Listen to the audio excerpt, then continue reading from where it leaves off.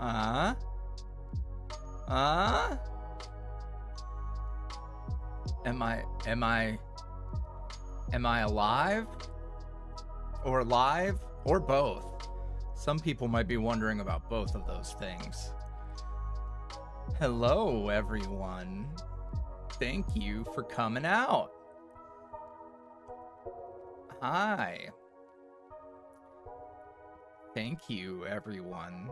I've been sitting here for like 30 minutes, so I saw so many happy birthday messages. Now, admittedly, my birthday was a week ago, but because I love my birthday month and I don't mind the attention, I'm absolutely totally having a birthday stream. Hi, everybody. Oh, we have so much fun things to talk about. So many fun things. Let me go make sure.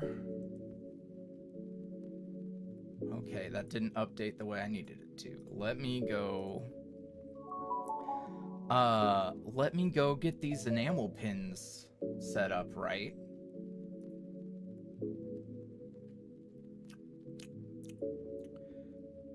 Oh, I was supposed to fix that. That's on me. I was sitting here twiddling my thumbs and I forgot I had to make it not invisible anymore. Aha! There we go. Now, how fast will that update? I don't know. If you go look at Browse All, you could probably find them there still. But they should be the first thing you see when you go to the website now. How fast are you? Super fast. It's live.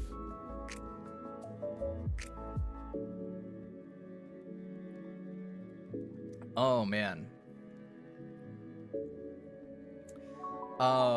Yeah, I brought these two little blonde bitches with me.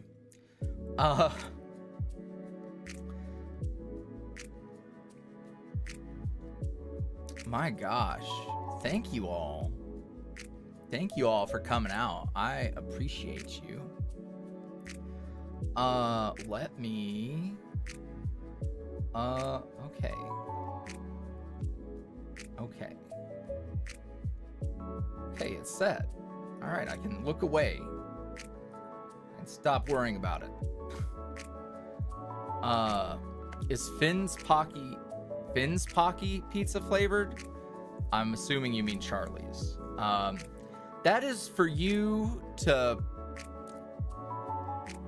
That's for you to decide. Follow your heart. I like to think maybe he's like the banana flavor or something palatable, but it does, the little hearts do feel reminiscent of pepperonis. So, I mean, there's pizza stick snacks. Finn is definitely matcha flavored. That was on purpose. But thank you all. I'm so excited to fucking talk and hang out with y'all. Do we have news on the Charlie? I mean, I assume it should be shipping over the next sometime. I don't make ship handles all the shipping stuff, so I know that it is coming. Cheddar Goblin with the 6 months of Dreamer. Thank you. Thank you everyone else who's hanging out being Dreamer. That's our channel membership, which is just, you know, if you want a cool badge and you get access to emotes.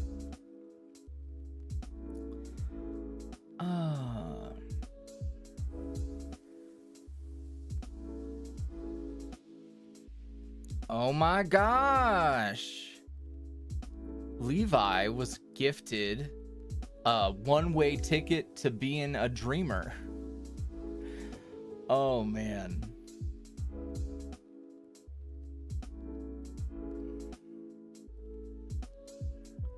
Cheddar Goblin says, I messaged Makeship and they said it would be shipping in April now. Well, that's good to know. My contact that worked with me on that, she's on maternity leave. She having a baby. So I probably would have gotten an email about it, but she is away. And I can say that for other plushies that are being worked on, I have a interim contact, but they probably have no idea about the Charlie thing. So, yeah.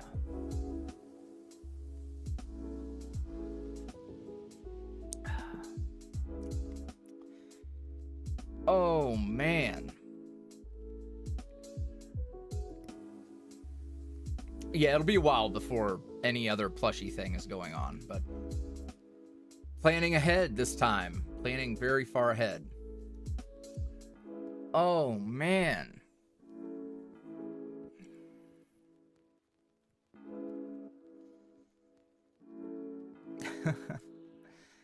The goal will be to have everybody will have a plushie eventually, I hope. Just gotta get through them.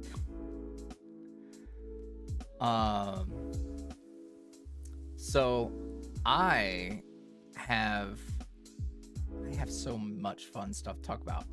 Did you guys see that there's a bunch of stuff uploaded for the next 3 upload days? We've got tomorrow, we've got a Charlie audio. We got Charlie audio.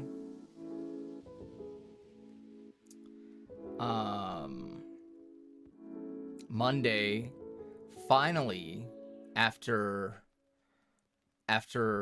years and years of people asking for sleep aids, I've started the sleep aid rollout. You guys want to know what other sleep aids there's going to be? You guys want to know? I don't know if I should tell you guys or not.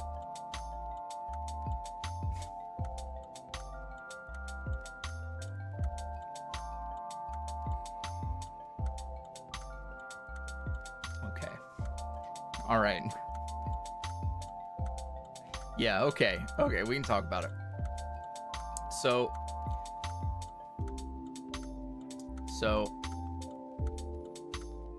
because I've seen it, I've seen people bringing it up already.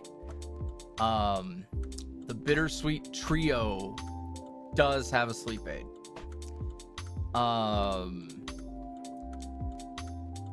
It might, and I think it might be a rainy night. I think it might be a rainy night sleep aid. It's kind of the vibe I'm thinking.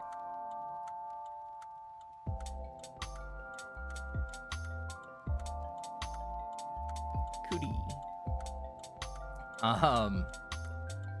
And then what other one do I want to? Because there's a bunch that are in production.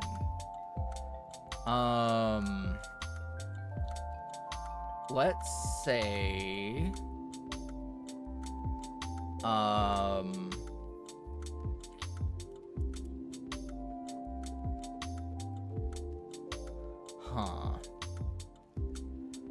who else do I want to spill?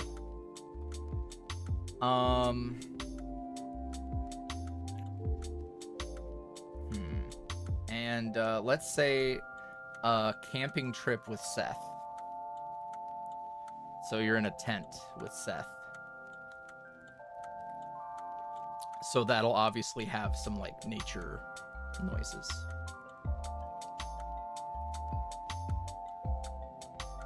Goody. Come on. Ugh. If you heard that brushy noise, that was his tail on the microphone.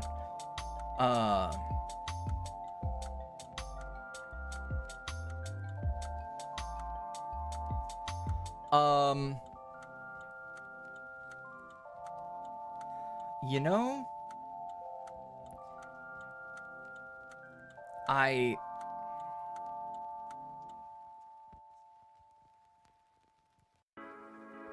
yes, Thea, you can have them hand delivered.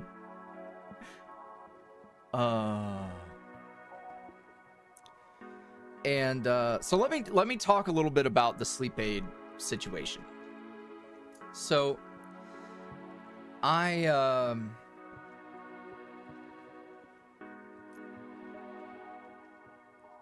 don't know why it took me this long to do them. that's the real honest thing. I just never got around to it.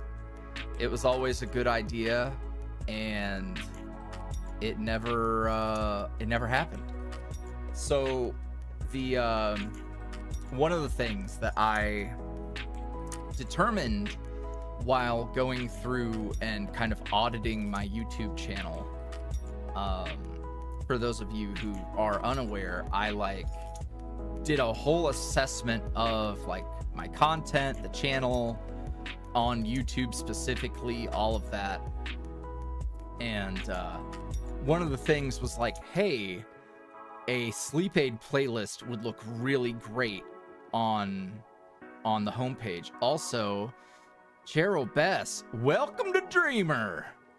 And I am so sorry that I hate being left out of inside jokes. So, man, I just, you know what? There's a lot of people here. I can inform everyone at once.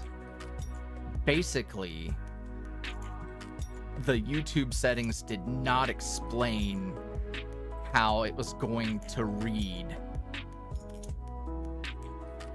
when it is announced, basically. So I named the tier Dreamer, and now it just says welcome to Dreamer, and everybody thought it was hilarious. So there we go. Back on the topic of the sleep aids. The way I haven't gone and dug too deep into what other people do for them, because I wanted to do my own thing, kind of removed from the influence of others. I just wanted to do what I wanted to do. So my policy with them is no more than a minute or two of soft spoken intro scene setting, basically. And then it's honk shoe time. It's not I'm gonna talk to you for 8 hours and you're gonna sleep.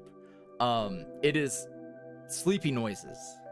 It is not loud, obnoxious snoring. It's very gentle breathing. With the occasional sleep talk, mumbling, that sort of thing. Which, as I have been told, my sleepy noises are pretty cute. So I think people will enjoy it.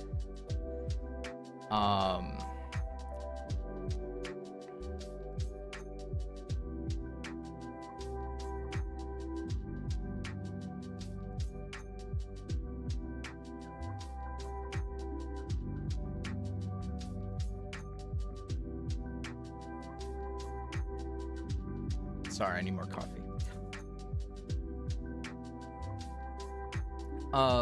So what I did with that is took a few takes of sleepy noises and creatively wove them together and looped them to the point that it's not, oh, not the voice cracking. I don't know. It sounds fairly natural, and interspersed are little Easter egg mumbly lines. Now, not all of them are gonna be that exact like formula, but that's what I went with. So, Haru, can you not deep throat the doorstop? He's romanticizing the doorstop.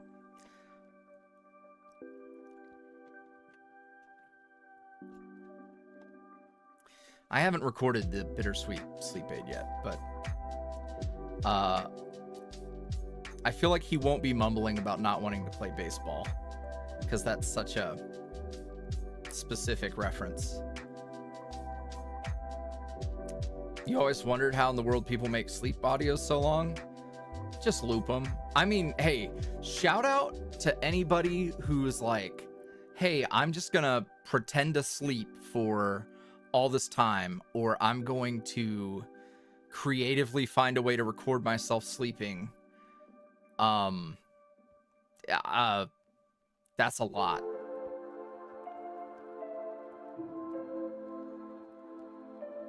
Purple says, not to push my agenda, but also, yeah, to push my agenda. Echo sleep aid, but it's just a fan whirring. That would actually be like him charging. Oh my God, what if, oh my God, you could see his battery charging, and like over the period of the video, it like, the battery thing fills up. That would be so cute. I just so you know, Purple, I think about Echo all the time, and it's happening. Jackie's just got so much work to do. There's a lot to do. Maybe after. So, okay, we can talk about this. After this next thing is done, so we've got a few more sleep aid thumbnails to finish, and then speaking of belated birthdays, Oron's got some fucking, I could have just made it an audio, but I had ideas and I thought it would be cute, and then I was like, oh my God, this can be like, it can bridge the gap between Escape and fucking Shattered. So I ended up turning it into a whole thing, so it's like an episode, like a proper thing. And I want you guys to know that I wrote an episode of Shattered today, and I you know, in the Matrix, when Neo can finally like see the Matrix, that's what happened to me today.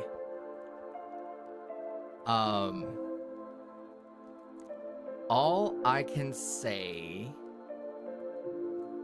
is that anyone who has been interested in jealous Oron and or like brat tamer Oron,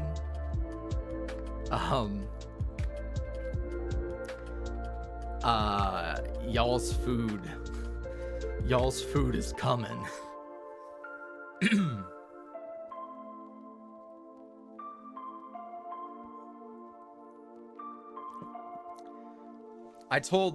So since Jackie, like Oron is exactly Jackie's cup of tea, I kind of like bounced it off of her and she freaked out. So I think it's gonna be good.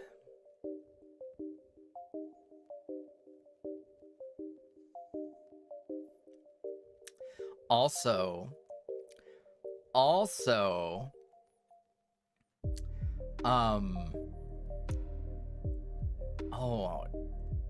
I don't want to say. That's a secret. I can't say.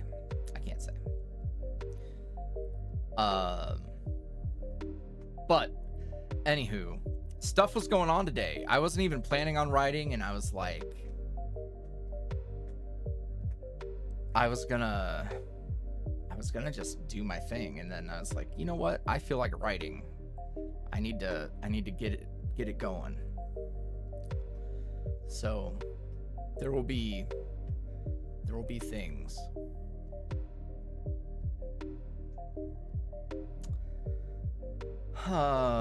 So yeah, sleep aids, and those will be coming pretty quick. I'm 12.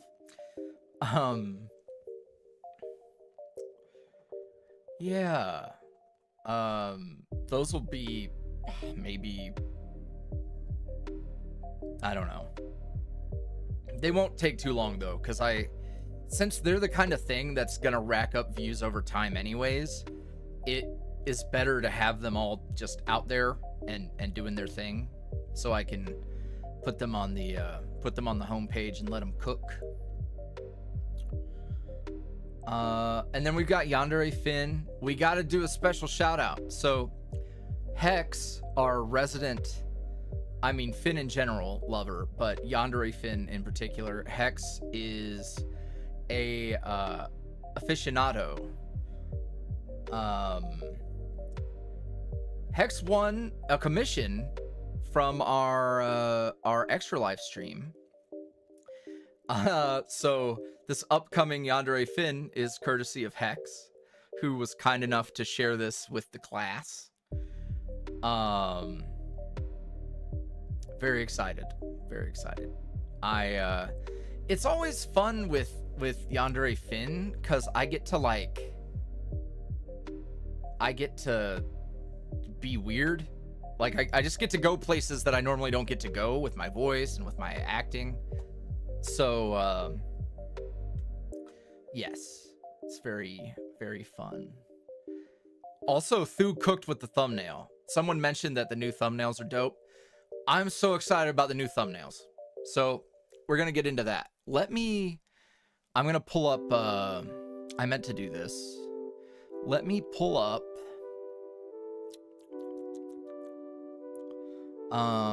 image, add, give me him. Yeah. There we go. Charlie, get behind me. Charlie, get behind me.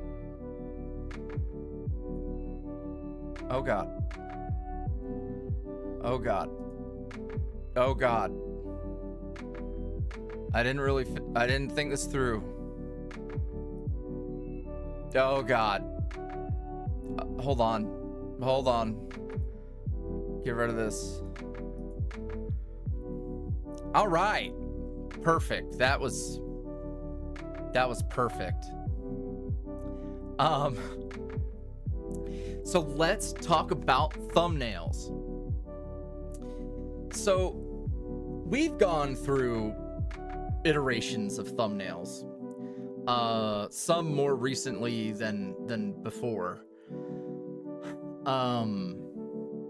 So let's talk about what kind of went into this change in particular.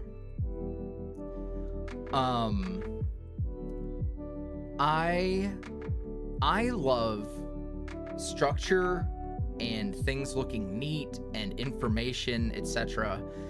The last iteration of thumbnails was awesome. I love those very much. But it needed less information.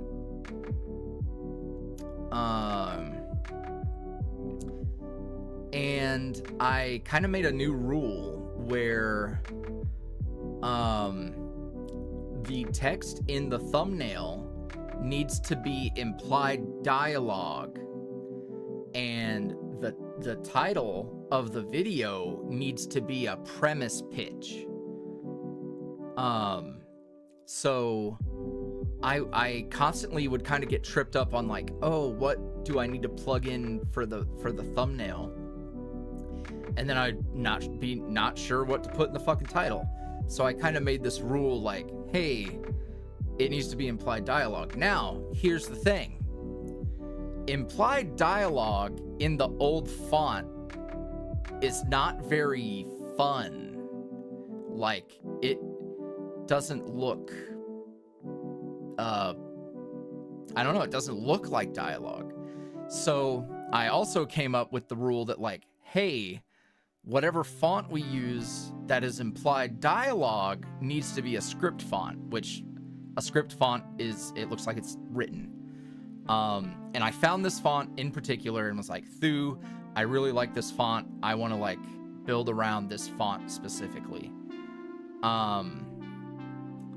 And I was also like, I was like, hey, so remember what we tried to do that first time we did all those thumbnails?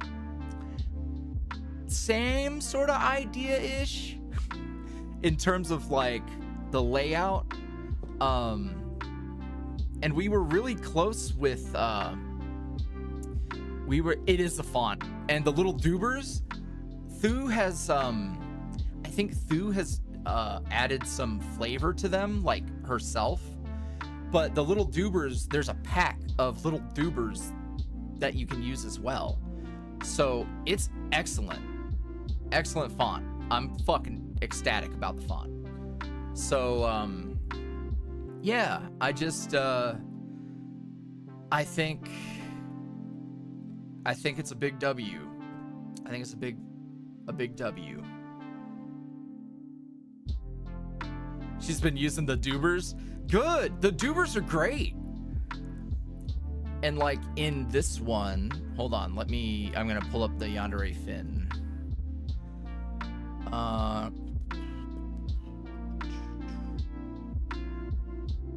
do I do this? Properties. What is a doober? Like the little, hold on. Well, I can't see it anymore. Okay, well.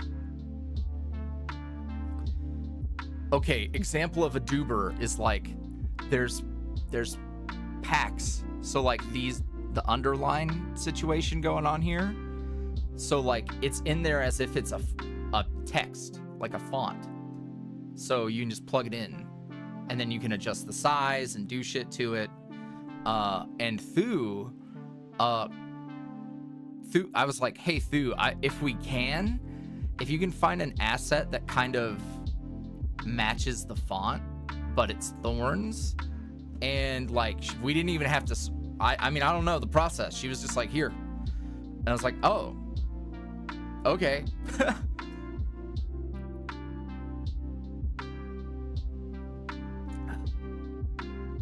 Anywho, it was great.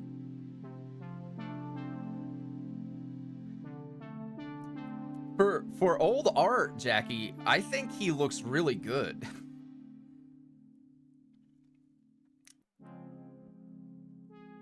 Like, I don't know. I'm sure you see a million things you don't love, but anywho.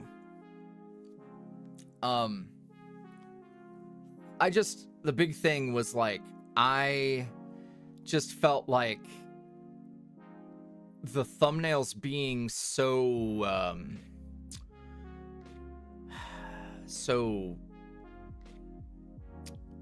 what's the word I'm looking for? I mean, technically cookie cutter because they're a template, but like they're all very similar. So having it having little differences, like the little doobers, or it's decorated a little differently, is real nice. So Nightbot does appear to be asleep. Which is hilarious because last time I said he was, and then And then he showed up right when I said that. There is an Alphonse audio coming up soon. I didn't even, excuse me. It's recorded already. But I had already handed through a bunch of stuff to bake, like these videos that are going up in the next week. So I just didn't bother sending it. I figured let her be done with my bullshit. So yeah, we'll get there. But the upcoming Alphonse audio is a dark mode one-shot that takes place at a house party when he finds the listener snooping around his bedroom. Then they hook up. There you go. It is pretty shameless, straightforward smut. It's not even subtle.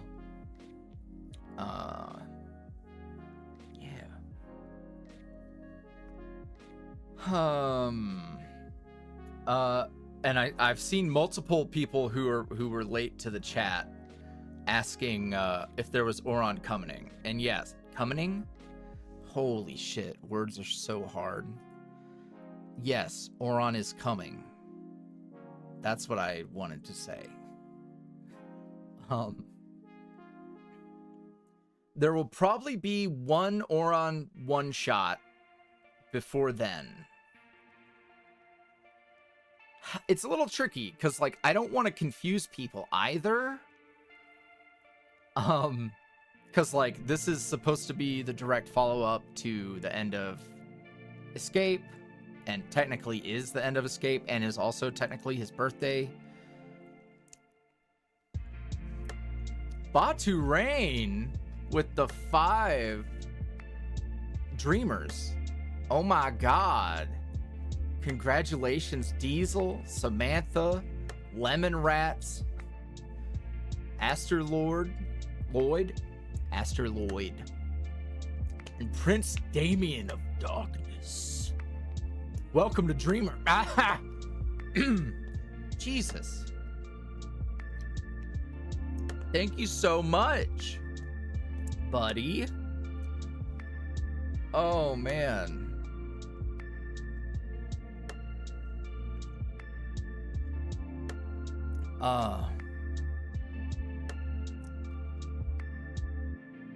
Oh, man. What else was I fucking talking about? So we just talked about... Oh, we talked about the new thumbnails. There's a new, like, video layout. It's not entirely dissimilar to what we've had, but it's a little streamlined. Which is there were some my fucking god. Excuse me.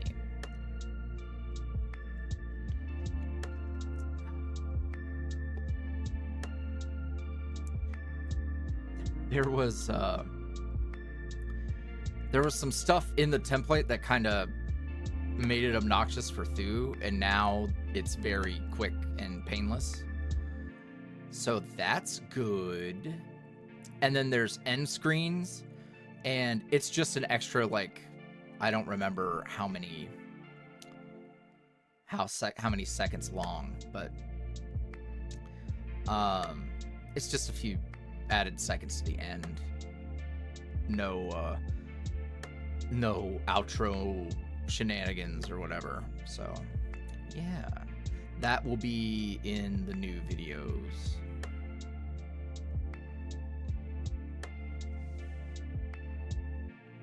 I'm trying to go through everything that I had on the agenda in my brain before diving into the question form, so I will be answering those in the form soon.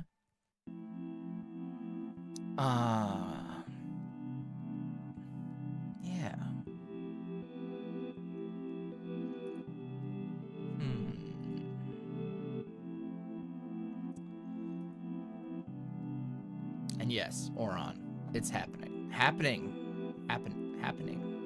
That is a word. Holy shit.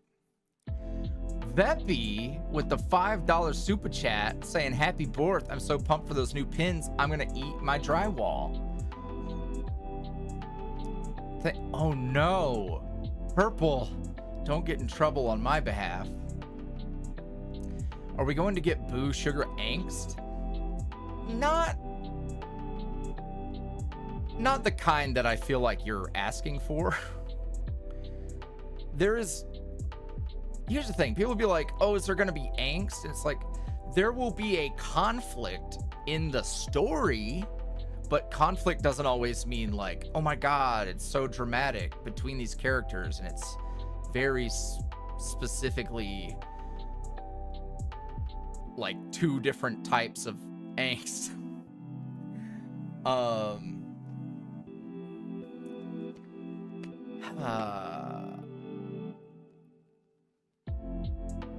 Yeah. There's also a whole other thing that I'm so excited to talk about. Here's the thing. So there's a few things about me that you'll learn.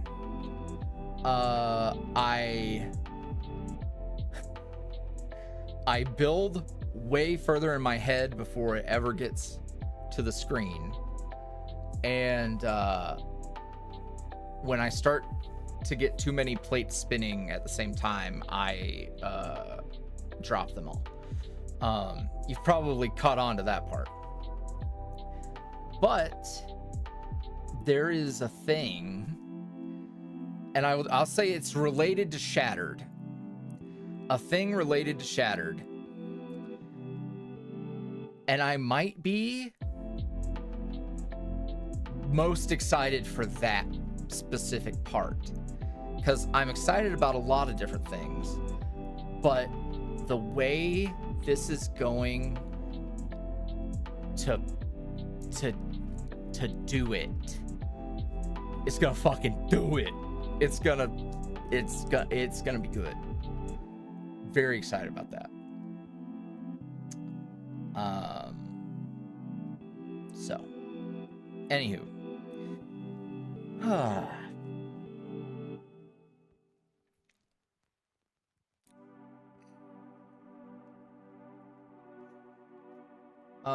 let's see. Oh, there's a lot of questions. All right. Yeah, I guess I should talk about that too. Rach. Yeah, the start to the year, not what I wanted it to be, especially after working so hard to make sure that I didn't do this exact thing again. But a lot of things all happened at once. Like, not only that, but like members of the team had shit going on too. So like there's a whole lot of everything going on. So I just thugged it out. Sometimes you just gotta thug it out. So I thugged it out. And then I put 120 hours into Final Fantasy Rebirth. So I did what I had to do.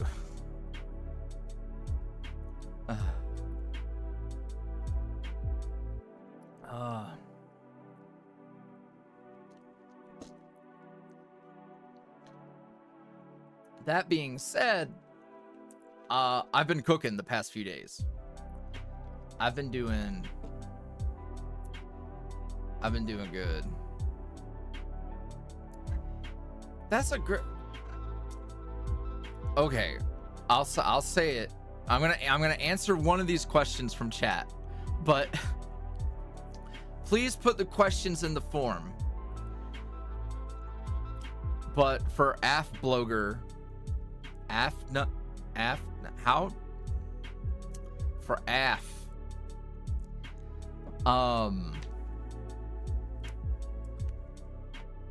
specifically because you mentioned putting audios on Spotify, I think that might not be the worst idea, especially it's some of my like faves. So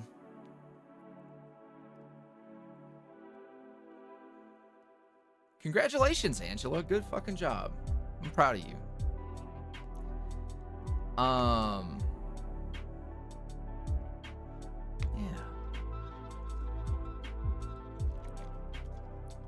Yeah, I just think it would be a good idea to have a presence on there. There's a second part to that question.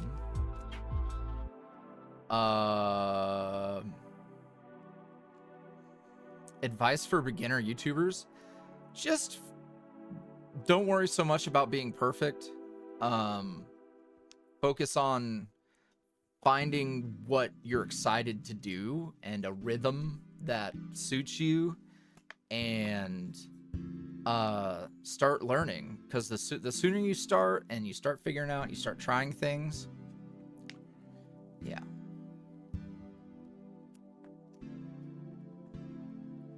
Okay, I'm gonna look at the form now. Let's see. Prince Damien asks, what's your favorite part about voicing Hip Switch for Good Boy Audio's Bastards vs. Zombies?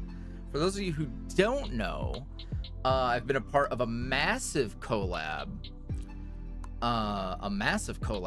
That GBA has been writing. And he asked me to be a part of it.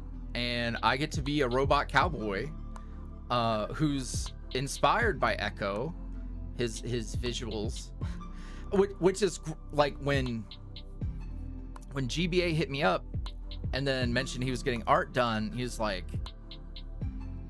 I'm paraphrasing, but essentially it was like, can we use your like mascot for the concept?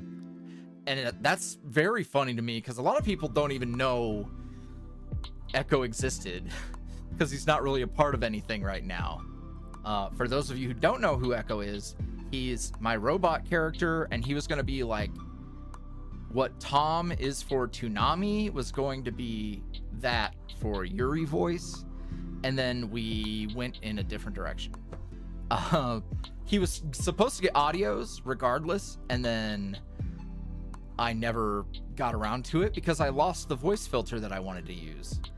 You guys want to hold on? Can I turn this on? I don't think it's gonna work if I do this. Never mind. Anywho, let's just say I found a voice. Found a voice, and it sounds really good. Oh my god, I recorded a whole channel trailer, and I forgot to do that. So, yep, that's more art.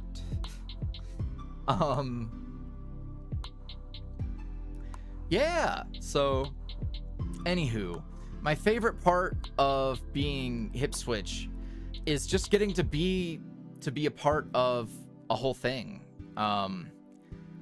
I'm so excited to host some collaborations here on my channel. It's been a long time, and it's about that time, and I've got ideas, and I have roles. I have too many roles. I've got too many fucking roles, so I cannot voice them all myself. I need friends to lend me their voices. And I'll tell you this, there is a character who has a voice. I've cast someone for a role. I will not say what the role is, but I'm very excited. People are gonna lose their minds in a lot of fun ways.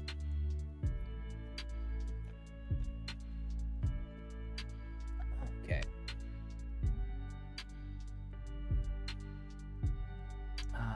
Let's see. Jasper says, happy birthday. Hope you're feeling all right. Any plans on an audio for Easter?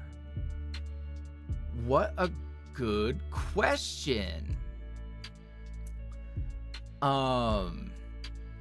So I do have something planned. And I think if I play my cards right, I can get something for Finn cooked up.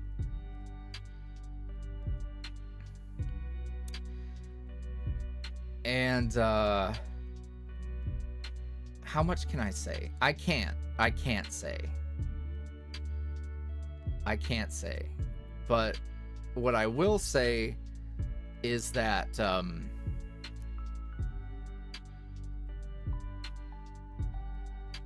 I've been in the lab, and other people have been in the lab, and I will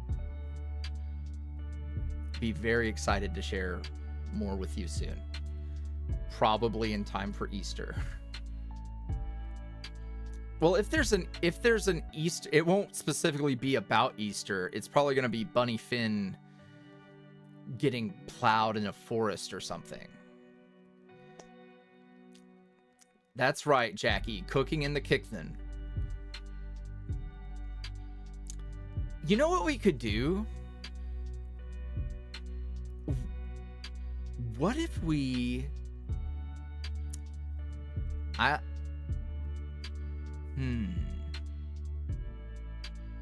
have to ask Jackie something, but you know, we already have Bunny Finn in a bed. We have artwork of that. So like, wouldn't it be nice to just turn that into a sleep aid?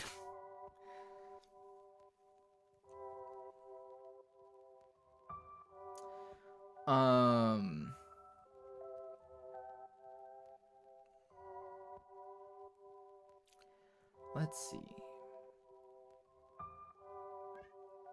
Oh, Cootie is beeping at me. All right.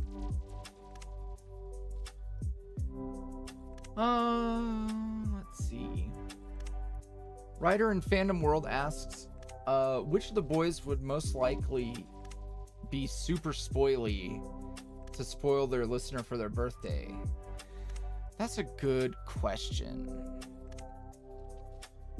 I mean, I feel like Oron could literally do it in the most grand kind of way.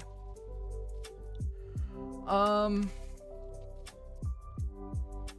then maybe I feel like Alphonse would do cute / funny spoiling, whereas Seth is the type to like really romantically try to spoil someone. Like, this is mad corny, but like Seth would be the type who thinks like doing rose petals on the bed in a candlelit room would be like peak for him. Like that if he did that, that's like you've got him down horrendous. Seth would think that that's like the best thing he could do.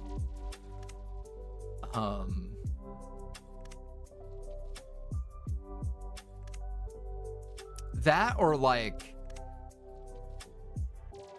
that's like the indoors version, but also he would also think like going to watch the sunset at a pretty place, and just like, he's a quality time type of guy, you know.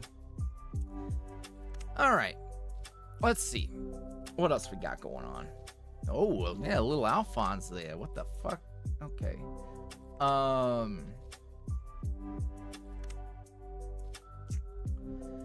Sweet Kaida asked, is there going to be a new zine in the future? Wasn't here for the first one, but would love to be part of the journey of a second one. So, Fourth Wall just partnered with the same publisher, the same producer. I don't know what the same people we made the zine with,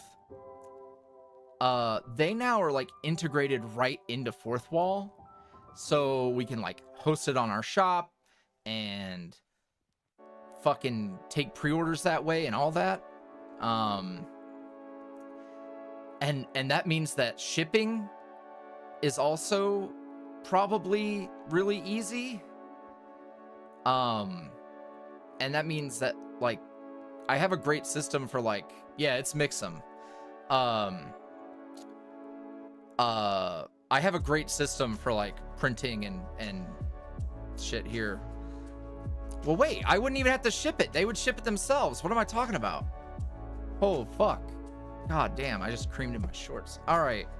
Yeah, so what I can say about the idea of a new zine. Before we do a community zine again,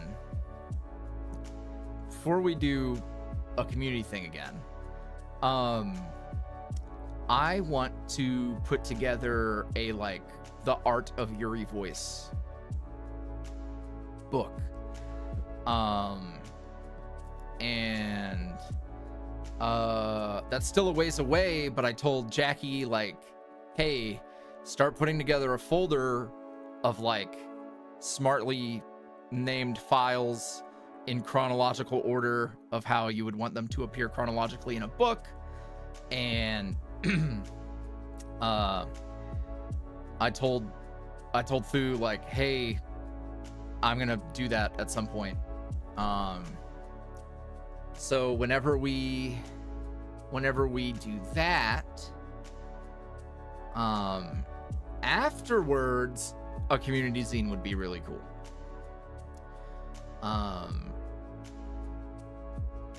And yeah, I think it would be a lot easier that way.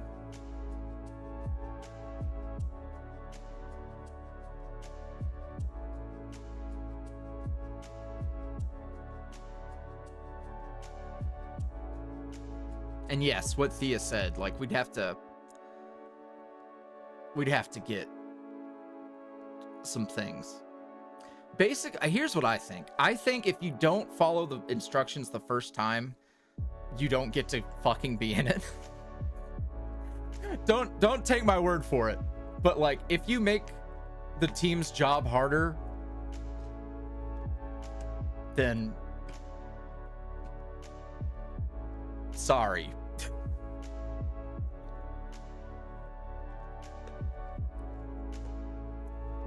Anywho, if it happens, it will be figured out and handled in ways that don't drive people insane. I think it's probably the best. Yeah, see, Thea has the PR friendly thing.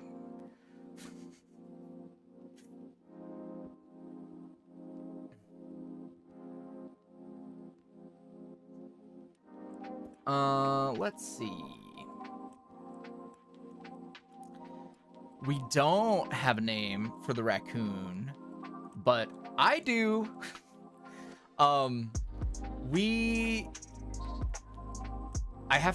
There's a lot going on. There will be an audio where we get to name the raccoon. But I know what the name is. We just have to get there. Well, apparently, Ginger, what someone was told by Makeship, I don't know why it wasn't me. Someone was told that fulfillment will happen in April now, apparently. That was from Makeship, not from me. Because why would they tell me?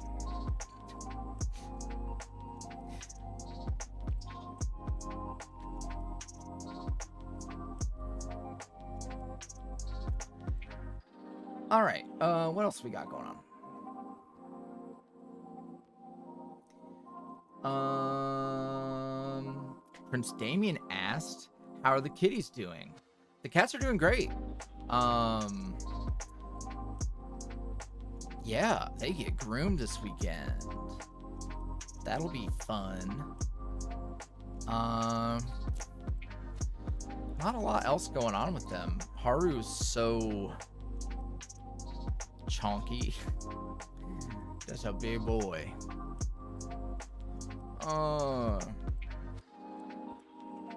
The music people says, is he even reading the comments? Well, yeah. But I also have a question form, which is where people with questions have submitted their questions so they don't get lost in chat.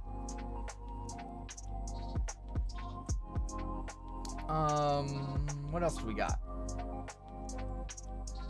Alan asked, if all the boys get a Pocky pin, would there be a time where like all 8 boys would be together in a bundle to purchase? Yes. Yeah. For sure.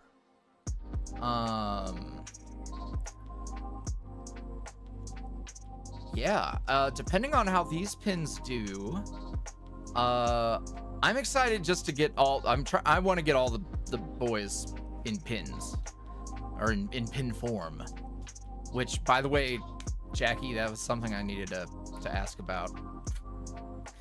I have ideas for who would be next. Let's see.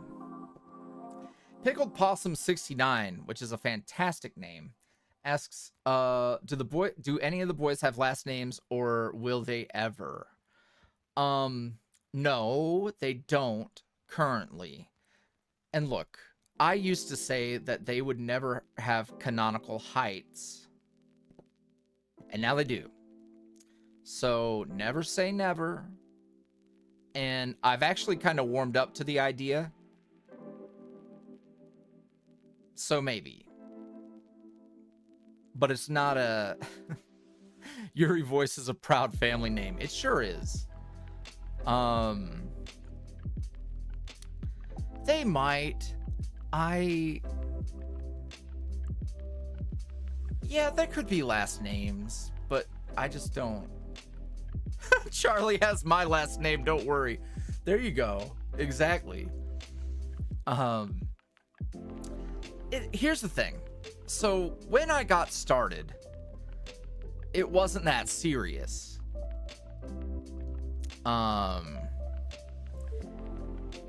It wasn't that serious. I did not know it was gonna turn into a whole thing. Like, I didn't know Bittersweet was gonna happen. I didn't know it was gonna turn into like a huge multiple hour long series.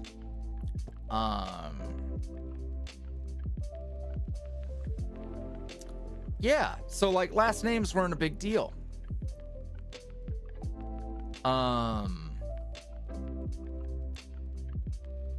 But things change. Things change. The same way that my thoughts kind of changed on heights. Things change. So Jack Waller. Jack Walls.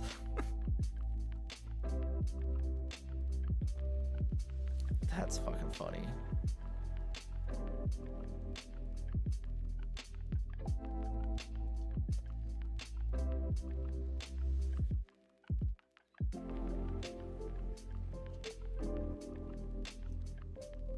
Yeah, they have birthdays. Hey, hold on. I gotta tell you guys something. So people also try to ask, like, what are the characters' ages? And I've never felt more sure of my decision to not give them ages than seeing the way that Baldur's Gate 3 fans reacted to finding out that Gale was 35. You had people who were like, oh my god, he's not that young. You had people like, oh my god, he's so old. No one fucking knows what anybody looks like at whatever fucking age. No one knows. You couldn't place a goddamn age if your life depended on it, is what I learned. So no, the boys will never get ages. They will never get ages. Because, and it's not for me, it's for y'all. Because inevitably, people will make a goddamn fool of themselves. So I will never. And that was my feeling with Heights too.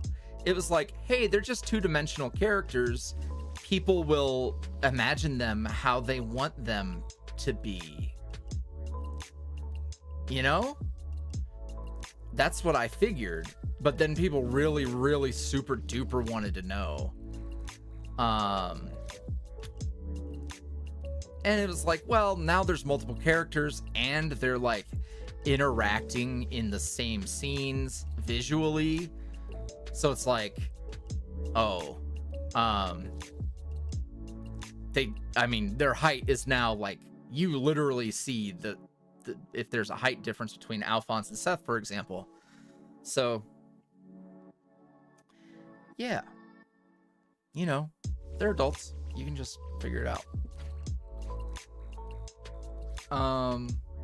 Anywho, what a fucking tangent. I don't even know how we got there.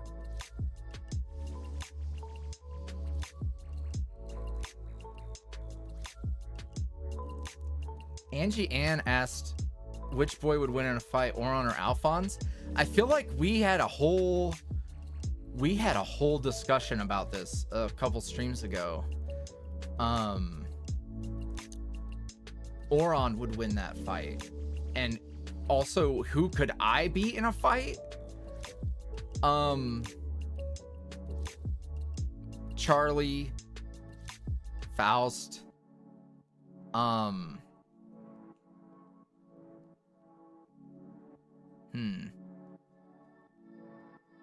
yeah, I don't know.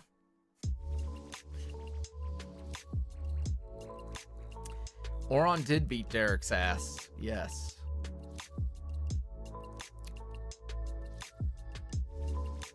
Nah, the boys don't have ages.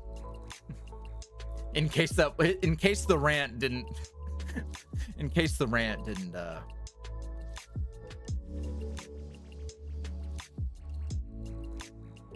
yeah, I'd be getting my ass beat by a lot of my characters.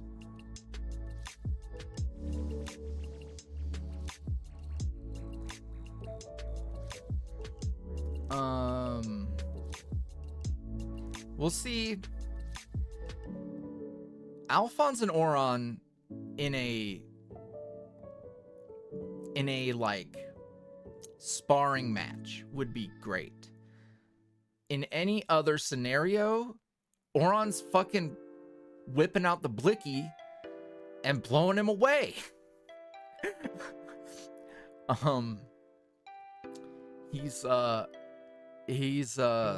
Oron stays strapped.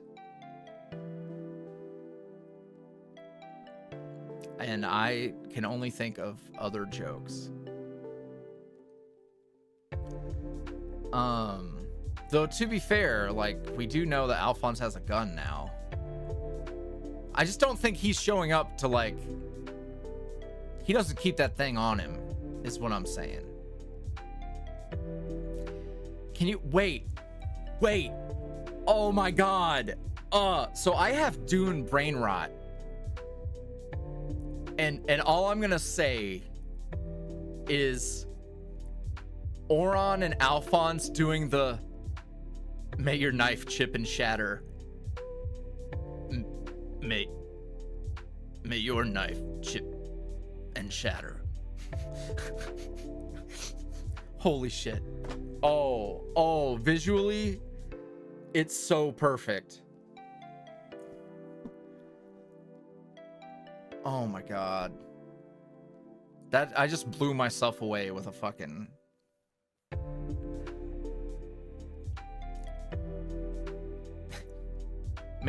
Hold on, I will do it. I will do it in Alphonse's voice. Hey, asshole. May your knife chip and shatter. What? May your knife chip and shatter. There you go. He did it. Haru has figured out how to get up here on the desk. And he's so chunky. And he doesn't understand. Like, he's never been up here. Haru can't jump yet, but because there's like a side table and then a desk, he just gets on the short one and then gets up onto the desk. So he's now watching me.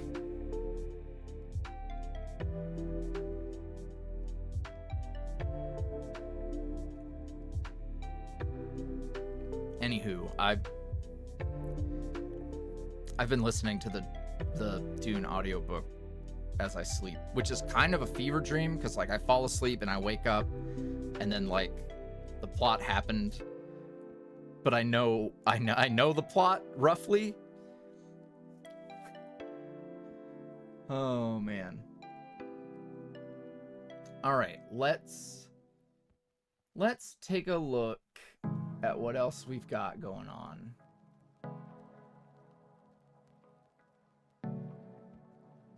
Hopeful Goddess asked if there will be another release of the Charlie plush. And oh my god, Haru, that was the clumsiest jump. If y'all heard that scratch, he just fucking...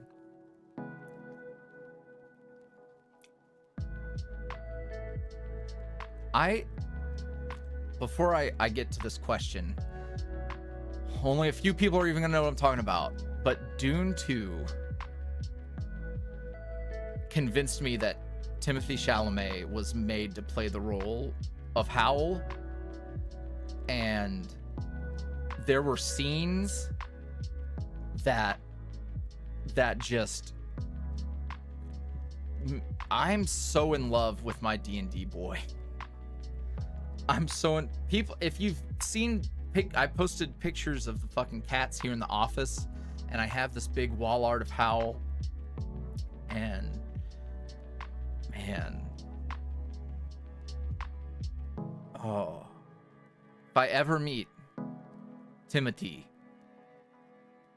I'll be like, hey man, you don't know me, but would you ever want to, like, I don't know, be a morally gray to also evil half-elf? I miss him too. I miss him too.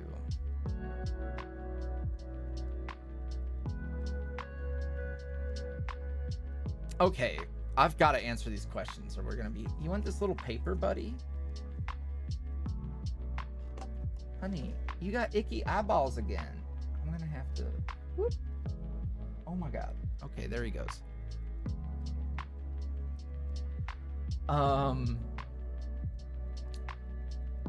There will not be a second release of the Charlie plush. Makeshift doesn't really do that. I do have some extras that I bought just because I could. So, you know. Other Vanilla says, would Finn grow his own weed? There's so much work we have to get done. But for many years, I've wanted to do a 420 audio where it's Finn and he like owns a dispensary. Damn.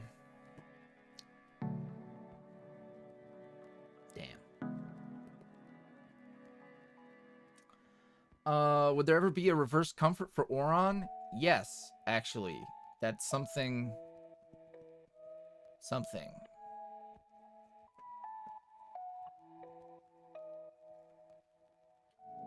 Haru, don't eat that paper. Only play with it. What is one thing you look forward to on your channel? Oh man. I mean, a ton of the things that I've brought up excite me. I don't know. What I'm excited for right now is like just a lot of the changes that are being implemented and putting those to work. Yeah.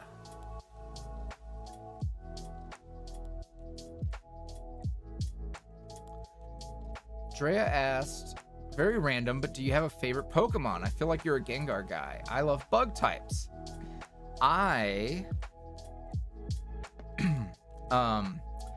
Yeah, Gengar's one of my favorites. He's on my tattoo, as a matter of fact. Gengar and Mimikyu are two of my like top tier boys. But yeah, like if you held a gun to my head and it was like, pick one, Gengar's the first one coming out of my mouth.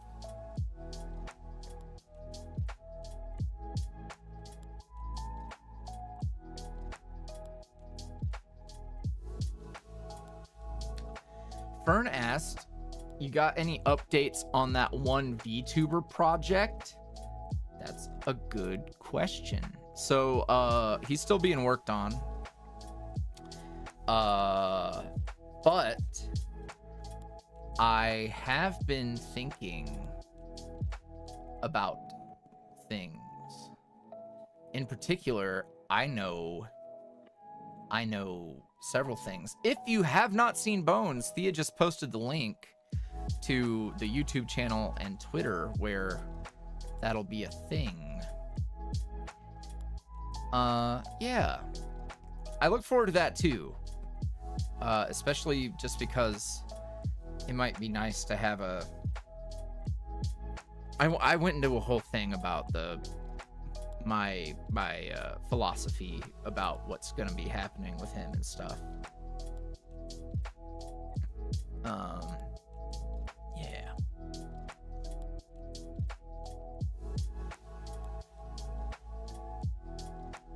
Drea also said, not a question, but I love your reviews on media like shows and movies. They always make me interested in what you're watching and watch it. You got good taste in stuff. Thank you. I really love media literacy and critique. And I will not, any pigs, not pigs, ignore that. Eden, you're on something. Eden's up to something. It's up to something season for Eden. I'm just saying, if you're gonna get a farm, I'm on my way.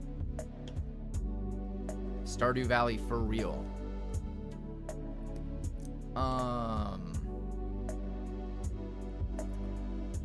Yeah, before I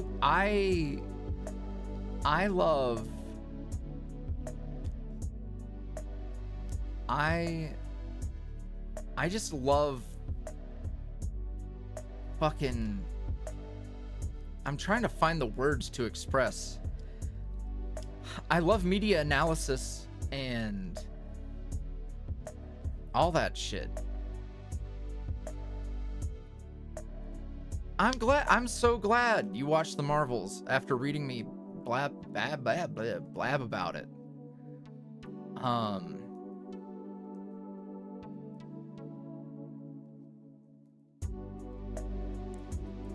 I see chat talking about Stardew Valley. So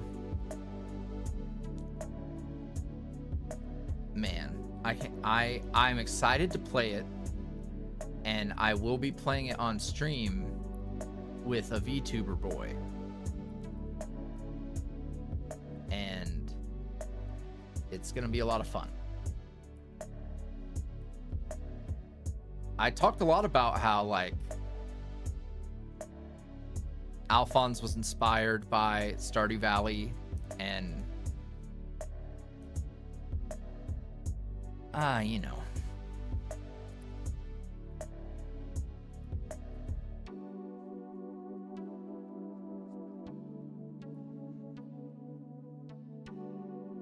Tell your mama I said hi, Jackie. Hi, Jackie mama. Because I called Jackie's mom mama now, I just call my I called my mom mama for the first time in so long. I 110,000% recommend Stardew Valley. Stardew Valley is one of the greatest games of all time, and that's not bullshit. Stardew Valley almost... This might be a hot take. I don't know, because I haven't done my research, so I'm just going to talk out of my ass.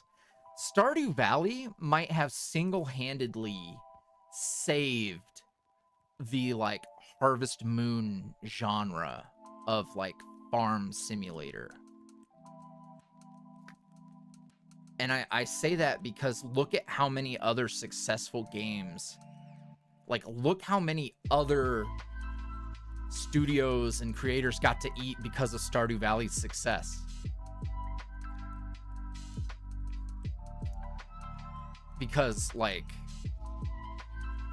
Harvest Moon in the mud, not owned by the right people anymore. The right people, not owned by the original creators.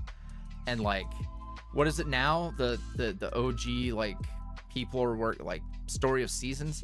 It's not, it's it's good. Yeah. And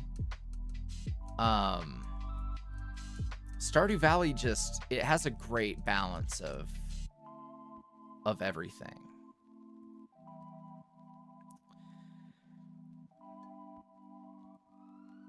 Anywho, yeah, so back when I was broke, I had to pirate it. I have since bought it like 3 times. But back when I say broke, this is back a long time ago. So all of my hours put into it aren't like on Steam, but easily like 500 hours, like easily. So, and yeah, if you guys want some deep lore, Harvest Moon is also like ridiculously formative for me. Like Harvest Moon 64 was, I was down so bad, I was role-playing in a Harvest Moon forum when I was like fucking 8 or 9 years old. That's how bad it was.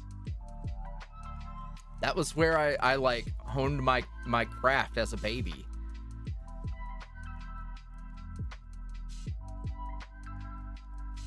On dial-up internet, bro.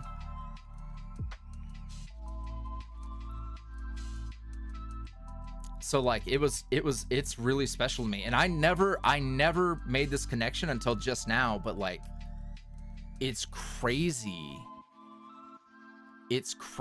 that like Harvest Moon was so formative for me and inspired me to like write and create, and then Stardew Valley is partly responsible for me creating Alphonse. That's wild.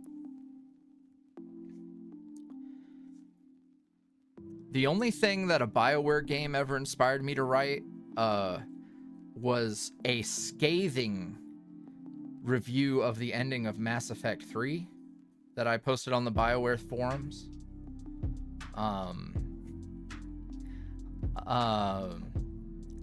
Not that I wasn't in my writing phase when I was really into Dragon Age. Otherwise, God, if I had been writing when I was balls deep in the original Dragon Age, I would have cooked.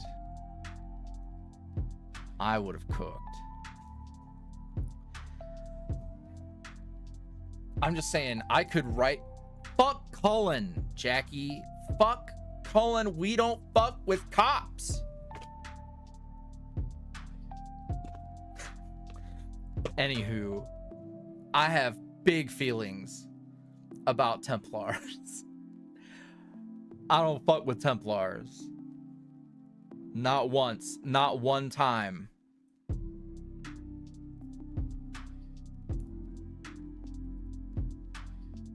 I don't like Cullen. Now I don't like Cullen. I romanced him once. But in general, I'm team, was Anders really wrong?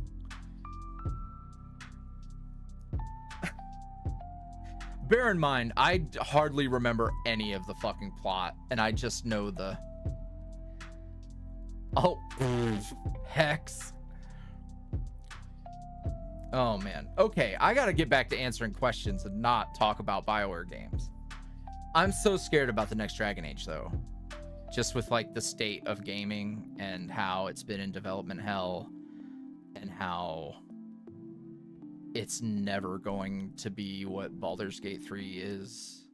And now there's, like, this unattainable standard, which is not their fault, and it's not Baldur's Gate's fault, but also, like, it sort of is, because Dragon Age happened because of Baldur's Gate.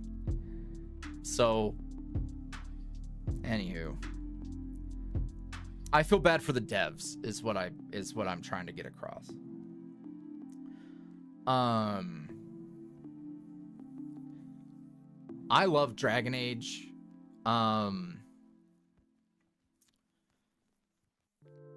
It's the original, the first one's my favorite, and it is probably really old now, so it's probably rough.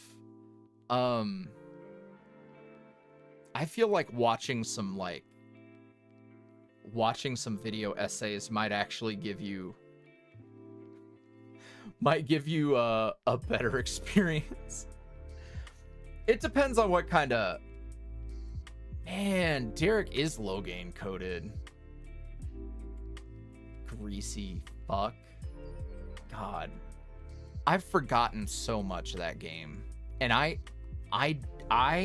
had a completed file for every origin.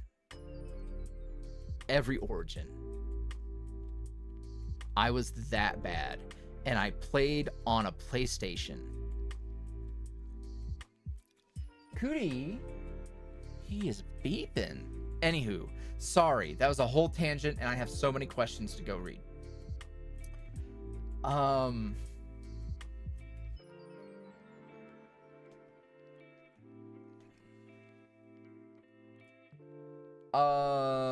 We got a question about Faust.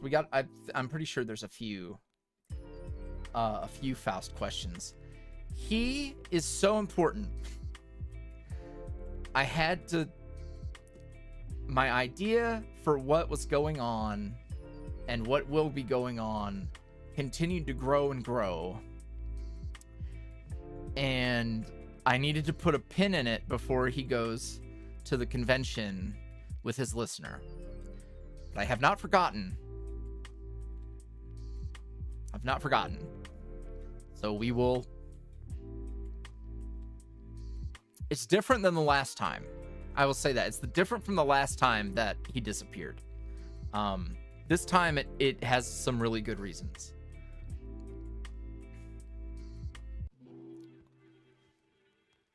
Let's see what else we got. Will there be new art in the future? Yeah. I mean, I think you'd have to be a little more specific, because, like, we got, you know, the new thumbnail for the Charlie Sleep Aid. We've got new art in all of the sleep aids. This upcoming Oron thing is going to have... It's going to be a whole bittersweet episode, basically.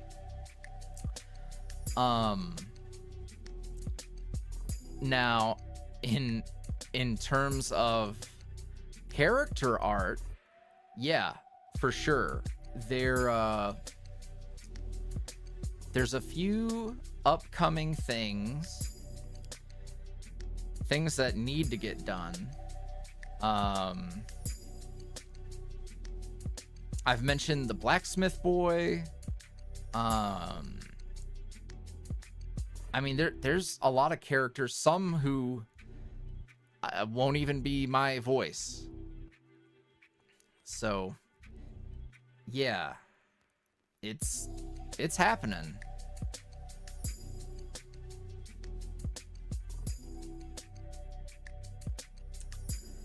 Are there any plans for Big Red, story or fluff?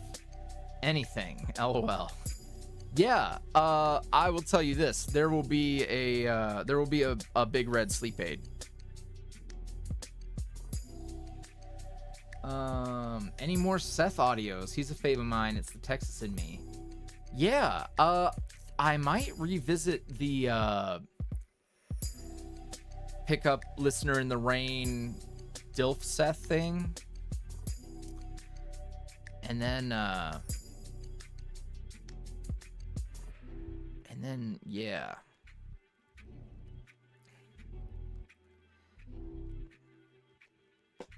Hey, I'll be right back. I gotta grab me a water. BRB.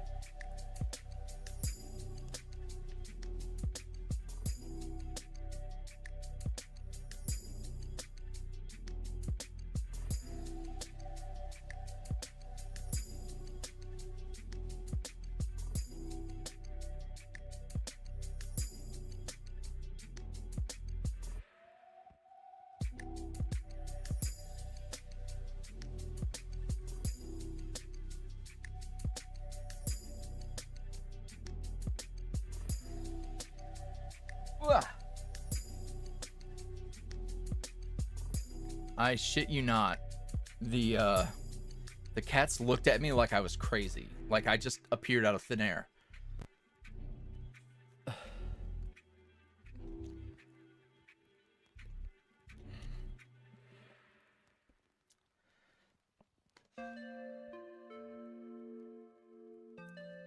Oh.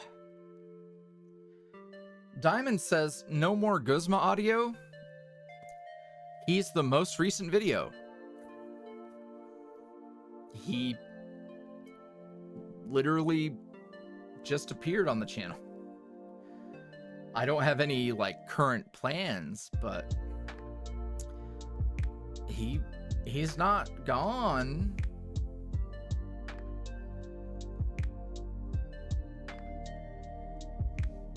Angela Shortall says, so if excuse me. Angela asks, if Escape is done now, will you be getting a new storyline for our boy? Because I miss him. So, if it's not super clear, Shattered is all Oron's story. So, Shattered, it's a little tricky. The naming conventions that have been used on the channel is like, well, Bittersweet kind of is a whole thing. And then I like retroactively turned Charlie's thing into Lost and Found. But Shattered is a very specific chapter of Oron's story. I don't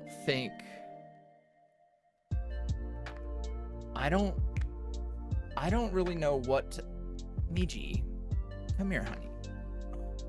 I don't really know if Oron's story has a whole name yet. I don't know. But there's a lot of Oron coming. Ha.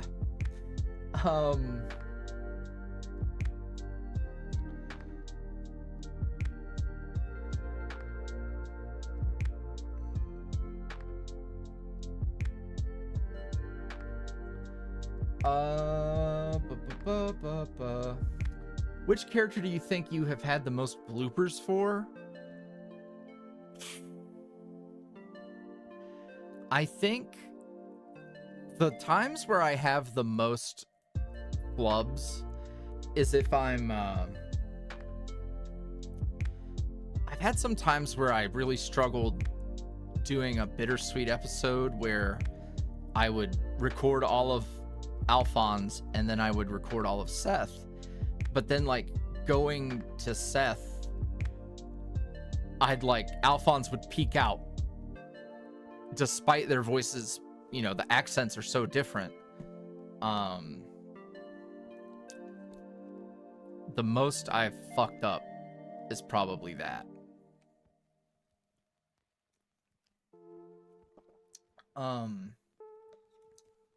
Blue Razmataz asks, are there any non-Yandere Finn audios planned? There is a whole lot of just Finn planned. Outside of Fantasy Finn in Echoes of Evelas, he will be turning up in bunny form and will be turning up in garden variety form as well.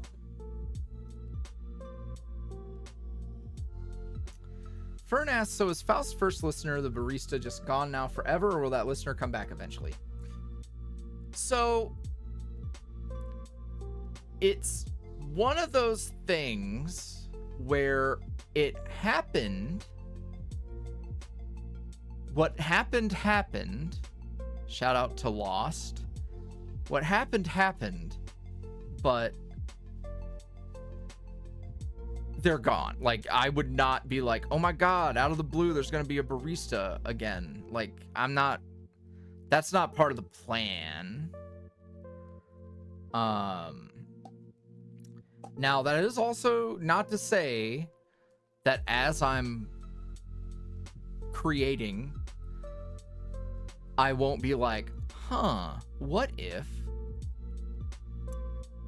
So it's not to say that it wouldn't happen, but it is to say I would not get caught up on the idea that Faust like has some sort of ex he's keeping a secret about, or he like has some sort of jilted lover or whatever.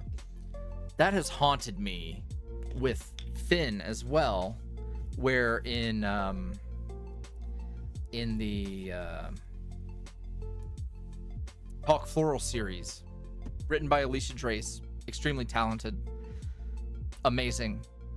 There was a reference to him like having an ex, and that's a theme that I completely dropped and didn't really follow up on. But then people will be like theorizing about this ex, and I'm like, not gonna lie, forgot that line was even in there. I did. Was it not Talk Floral? No. If it wasn't Talk Floral, that just shows you like I didn't even, I wasn't thinking that deep. Again, that was all back before things were, we weren't worried about a continuity at the time. So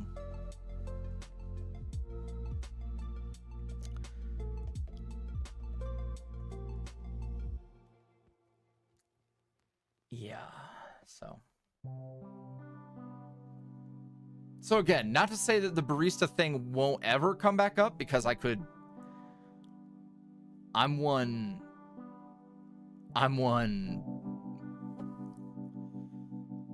idea away from a whole other path, you know.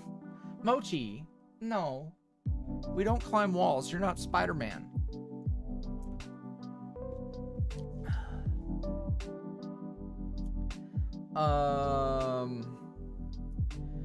Octochibi asked, will there be more Jack audios soon?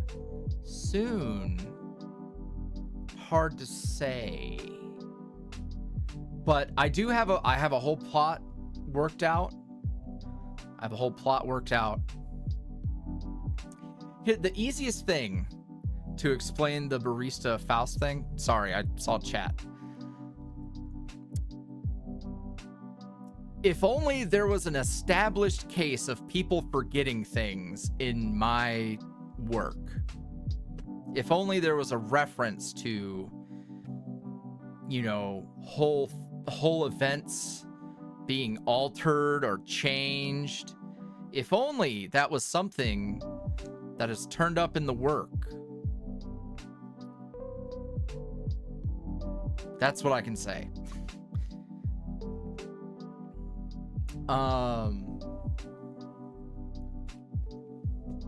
Mochi, go on, honey. Oh, I get it. There you go. We got there. To be fair, these are themes that we've only scratched the surface. So like, but we've established that this sort of thing can occur.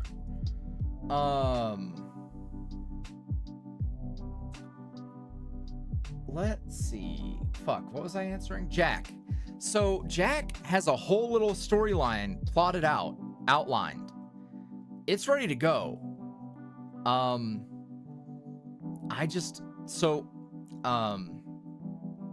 was gonna have somebody else write it. That's the short version.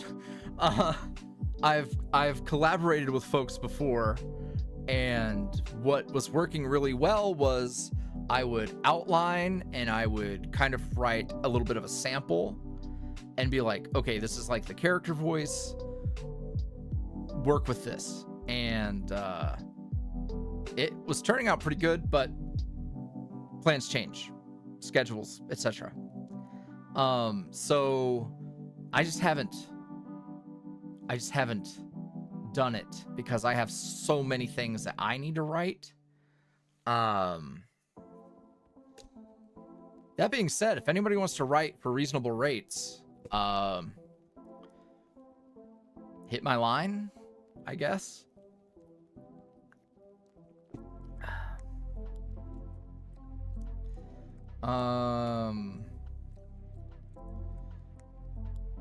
Oh, where else was I at?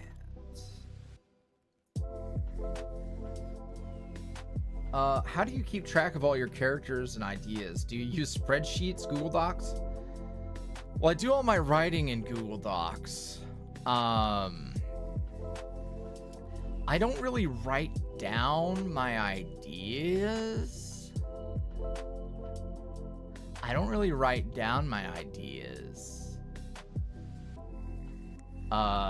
They're in there. They're in my head. Here's what I have been doing. I do have a section in my document of doom where I cook up ideas for work by writing like YouTube video titles. That has really helped.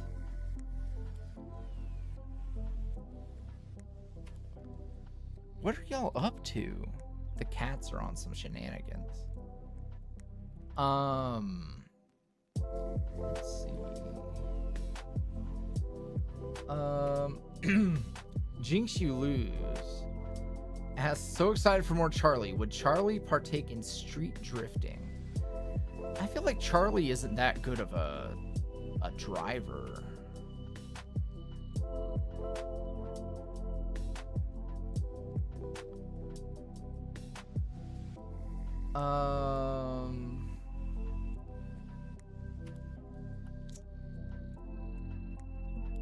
Plain Girl says happy birthday. On the 29th, it's going to be my birthday. Happy early birthday. And the question is, what was the most embarrassing moment of your life? The most embarrassing moment of my life.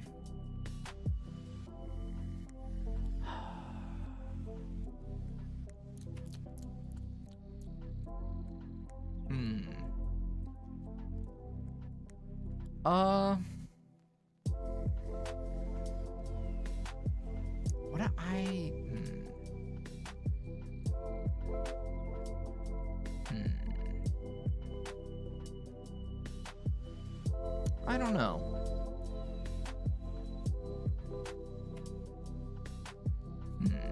I'm trying to think of a good one.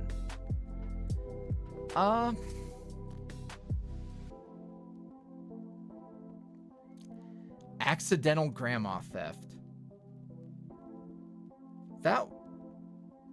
Oh no!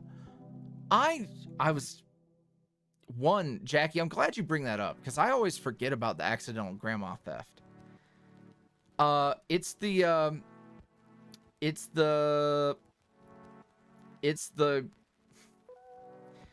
is the very nice stranger who squirted all over her TARDIS blanket. I am so sorry if you guys don't know that story. I don't think I'm going to share it right now.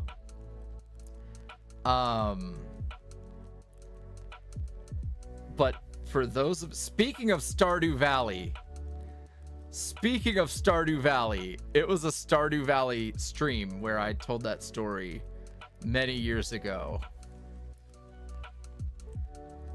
It is not appropriate for stream. I will, here's the safe for work synopsis. In a period that I would say I was at my lowest, I met a stranger, and it was my first time ever attempting anything with a stranger. And we had talked a little bit, and in her hotel room, she had laid out what I can only assume is a Hot Topic purchased TARDIS blanket, as in the big box from Doctor Who, had laid it out on the bed as if to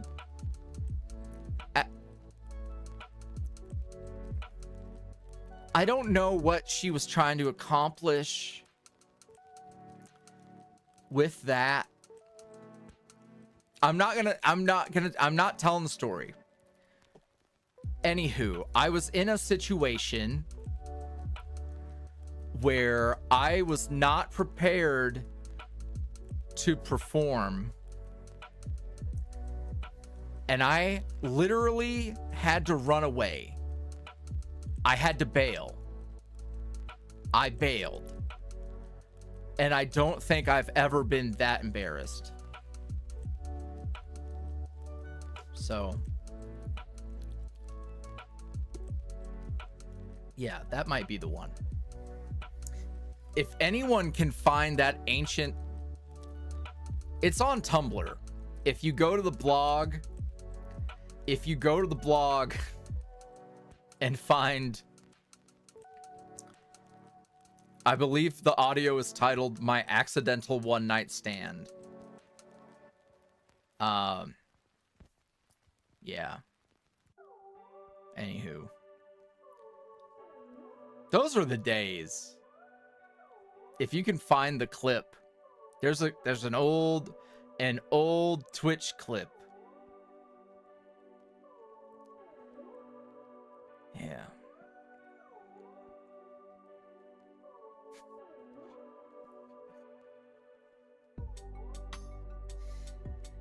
All right.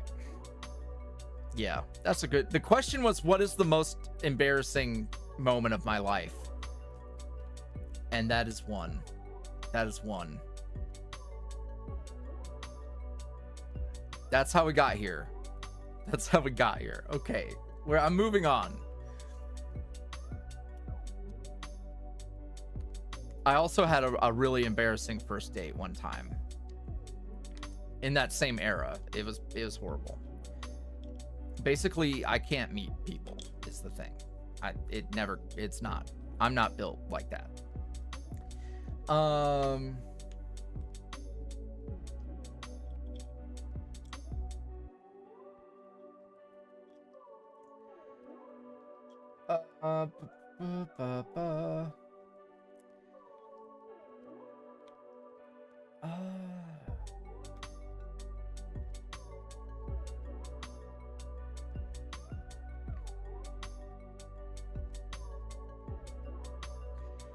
Abyssal asks 2-in-1 question. 1, is fan art of you acceptable? Yes. 2, are redesigns of your characters acceptable? Yeah, I don't mind. I think it's cool.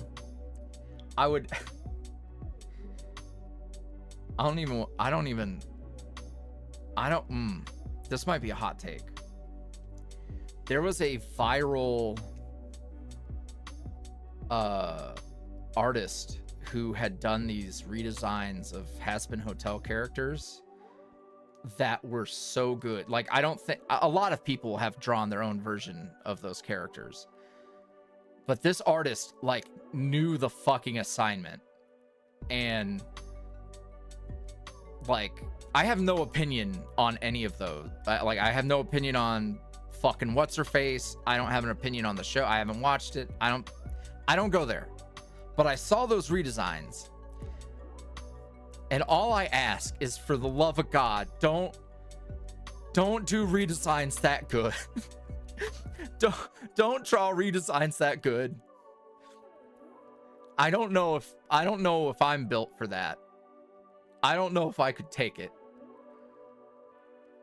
because they were so good.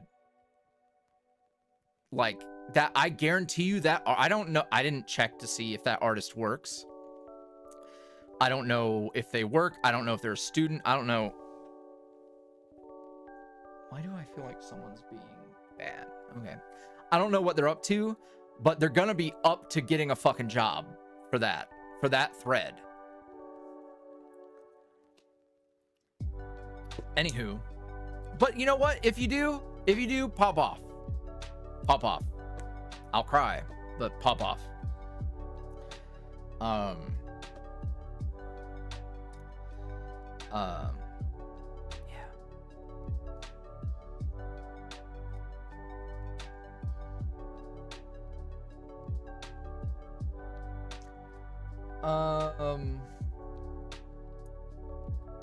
Let's see.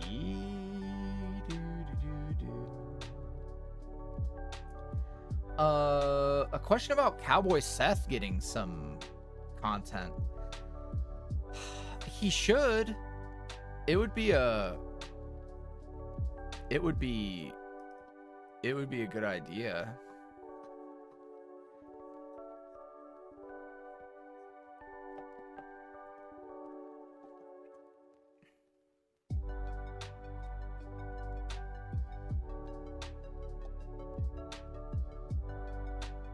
This is hilarious. When was this? Fucking hours ago. Someone asked, thoughts on the new Has-Been Hotel or Hell of a Boss? I have no thoughts. I don't go there. Not for any reason. I just haven't.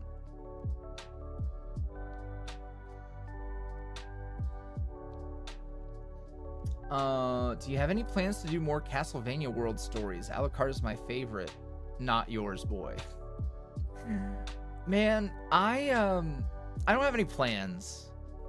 I'm happy with what I did. I still have a really warm place for Castlevania in my heart. I just don't have any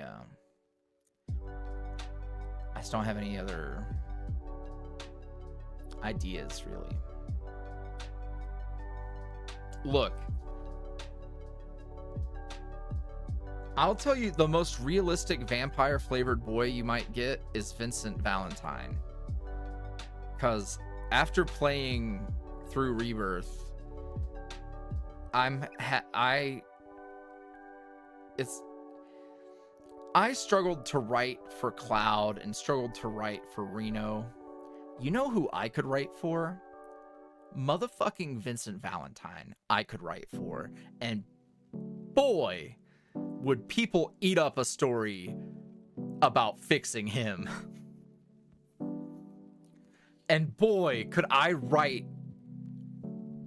the charm and humor for that character. Anywho, I've been in my Final Fantasy VII era. It's so funny watching people. The ship wars are back. And just like the remake itself, it is bigger and more insane. Oh man. Well, not fix him, but you could fix his broken heart. I'm putting my little pointy fingers together, doing the little tippy tap.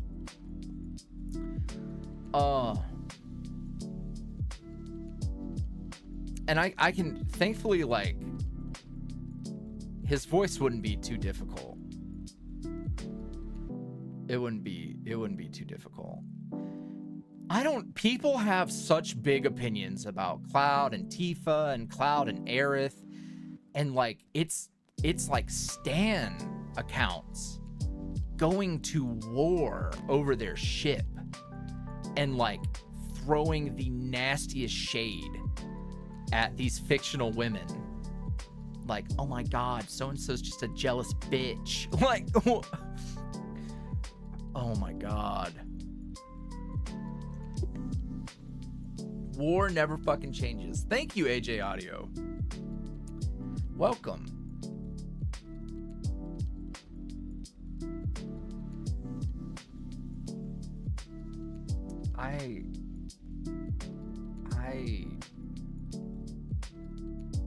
Anywho, I love Aerith Gainsborough. I haven't simped over a fictional character in a long time, and I think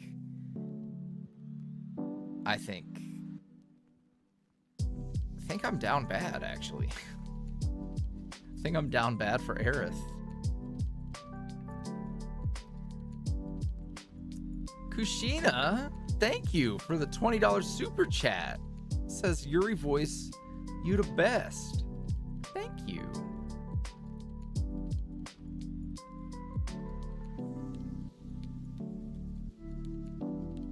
Man, thank you so much.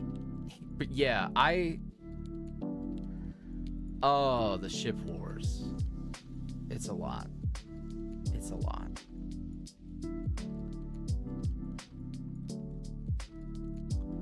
Anywho, Vincent Valentine's that fucking dude. And like, thankfully, like, Matt Mercer didn't. If I can do a blind taste test on basically any Matt Mercer when he's not doing when he's not doing a whole thing, I can pretty much pick him out of a lineup. I can do like a blind soda taste test. And his Vincent voice is like the easiest Matt Mercer voice I could do.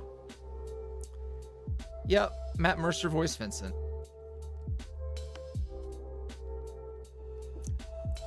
You know what I found out? I found out that J. Michael Tatum is Sid. And Sid is my daddy. So that was delightful. Because J. Michael... Now see? Whoa! Holy shit. Kushina with the 10 gifted memberships. You all have been recruited to Dreamer. Oh my goodness. Oh my goodness. Flower Kid, Darling Chiwa, Mocha Latte, Kelsey Blue, Dorian, Ace, Mivy, Cat Connoisseur, whew, Oh My Dearest, and Marianne. Holy shit, congratulations.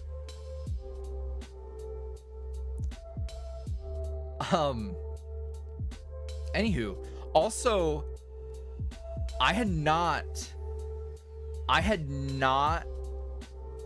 seen J. Michael Tatum in like literally years. I stay off of I don't keep up with professional VAs basically at all, save for like a handful.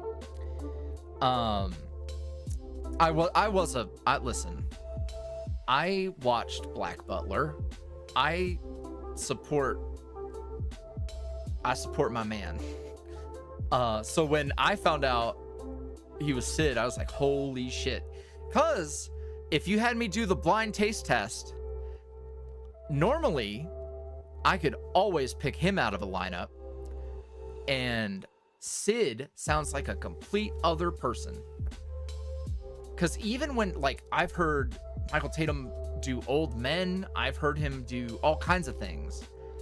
But there's always an element that shines through that my ear recognizes. And I saw Sid and I was like, oh my God, Sid's great. Who voices him? To my shock. No, actually, that's not how it happened. I just fucking lied to you guys. I made up a total story. Twitter decided to recommend me a post because I was looking at Final Fantasy stuff, and he had a birthday cake that had Sid on it, and that's how I learned. I also saw his profile picture. He looks much different than the last time I saw him. He looks great though. Anywho, Final Fantasy. I could talk your ear off. I could talk your ear off. Oh my god. Kushina says, with the $20 super chat, I'm sorry I'm a little drunk, but y'all deserve being a dreamer. I hope you have an amazing birthday, Yuri, and as I said, you're the best. Thank you. Oh my gosh. That is very sweet. Also, don't spend no more money. I'm taking your wallet. Well, I'm not taking your wallet. I'm in fact giving it back to you or hiding it in the freezer. Yeah, don't worry, Thea. I ain't saying shit, but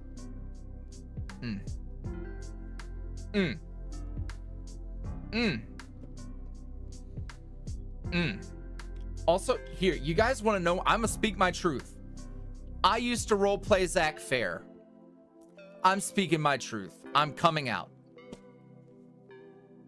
There. You wanted to know? You wanted to know? You didn't want to know? Now you know. Now you know. Now you know.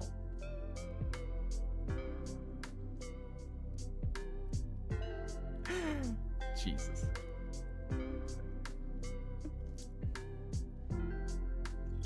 Yeah, man.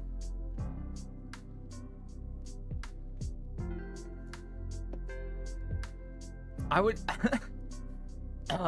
it's funny.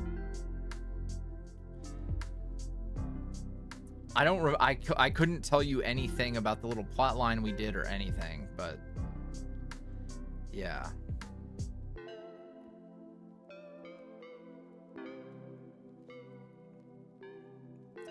Come on, Blue. Don't do me like that. God.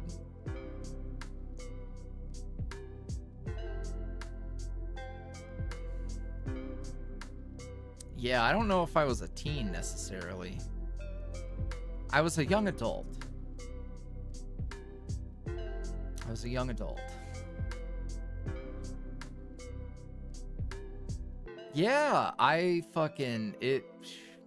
I was in love with Zach. I adored him. I adored Aerith. And now, like, bro, if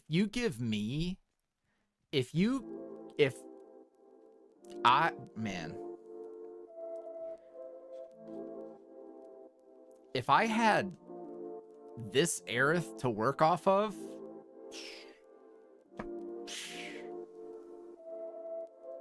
oh man. Anywho, that's how I mean, it helped me cut my teeth writing nonsense.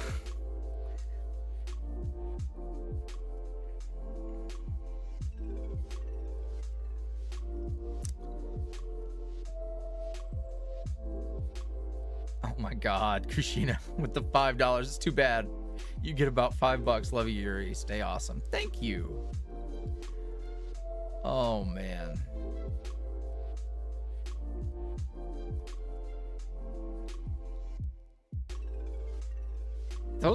I was in the trenches. I was in the trenches. I've seen some shit. Thankfully, like, the best is when you have a friend and you both roleplay versus like you're out there fishing because you think like not getting any swipes on Tinder's bad or something. Writing like starters for roleplay buddies and then not getting responses is soul crushing. So for people who are like, what the fuck are we talking about? So there's a whole like So there's various kinds of role play, right? Like there's very short, like almost just like a chat. I would write fic. So like we're essentially exchanging 500 plus word written shit. And like I was writing with people who have gone on to write books type shit. So that was my shit. That was my shit.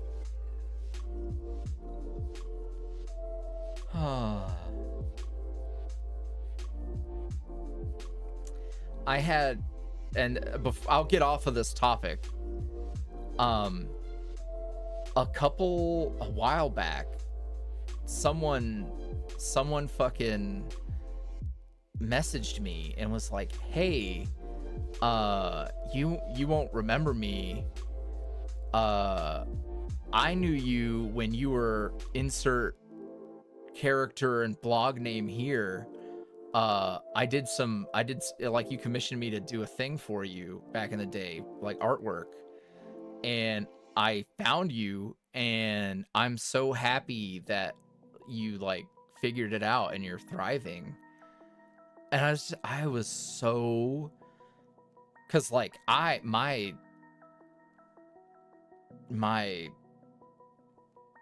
so disconnected from that far ago that like it doesn't even feel like that was me. Like time is crazy. So someone who, you know, I was probably like out of character, like sad posting, desperate for attention, lonely, like I was probably pathetic. Like no shade at myself, but I probably was. So like seeing somebody who was like, hey, you were great to me back then, I thought you were awesome and I'm happy for you, like that shit hit so different to me.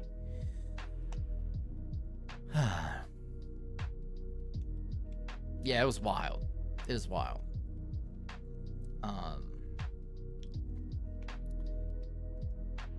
Oh, let's see. What else we got going on?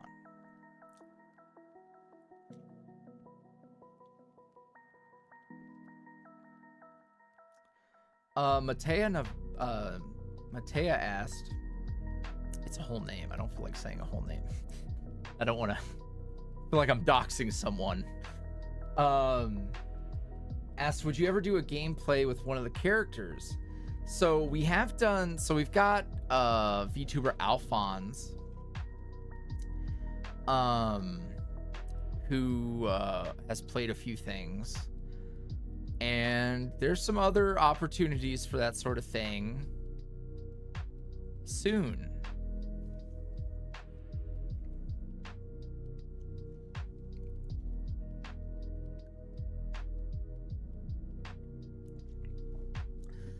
Eye of the Storm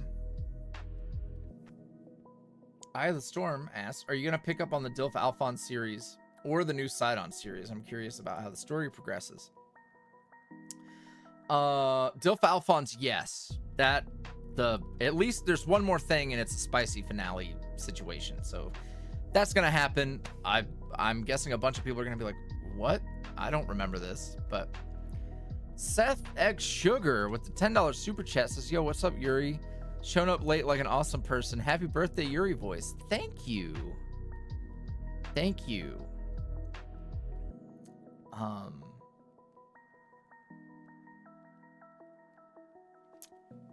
My booty cheek hurts. I'm sitting funny.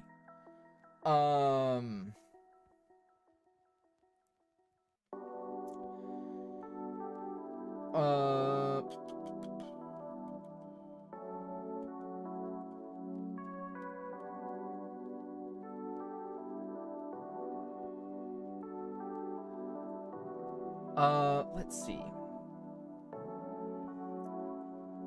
Hopeful Goddess says, hello, fan that hasn't been here for all the time because of money issues, trying to catch up, but I gotta ask, I keep seeing videos of a teeny Alphonse and a normal Seth holding him. What is that from and where can I watch it? That was the Alphonse plushie promo video. That was a time. It should still be around. It's probably not in a playlist anymore. But if you go back sometime during the final episodes of Bittersweet, Chapter 3. Cheddar Goblin with the $5 super chat says, back in high school, my best friend and I had an RP binder just for one of our AUs that by the end of 10th grade was over 1K pages handwritten back to back. That's wild. Handwritten's crazy. I could never. Fun fact, I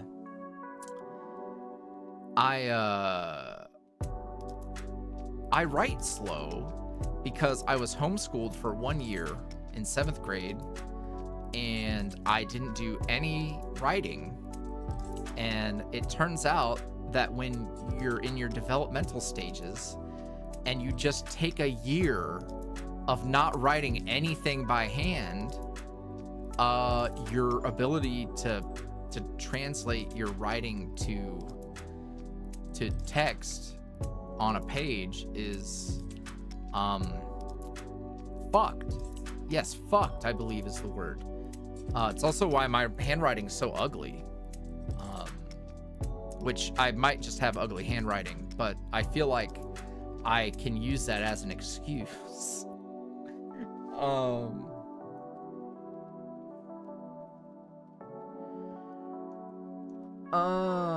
Let's see what else we got going on. Yeah, so there was a dark mode Alphonse plushie. I love him. He's great. We've changed the design. We've changed the design style of the plushies. So all the other ones are going to look more like Charlie versus what dark mode Alphonse looked like. And yes. And here's something exciting. Now, and I didn't realize this was like kind of a thing. So you can draw your plushie and submit what you're wanting it to look like. So for the upcoming 2, Jackie actually got to design the plushies. Now, is that going to translate well to their designers? I don't know, but I did see one artist design their plushie and it turned out really good. And I'm like, shit, maybe this was the answer. Like, I didn't realize I could just have Jackie do that.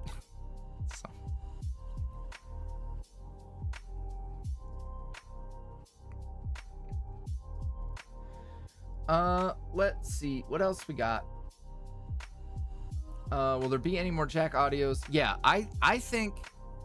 So Jack has been an amalgamation of scripts people wrote and stuff. And Jack hasn't really had a, like...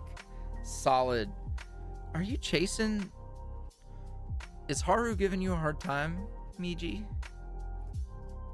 Oh, he's crazy. Oh, he's crazy. Okay.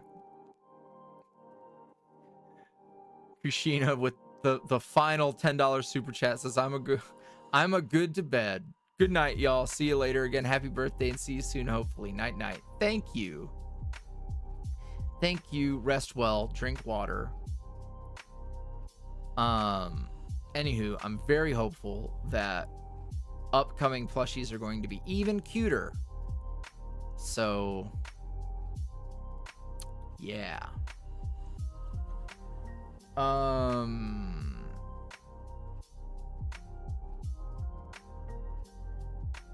Jack, right.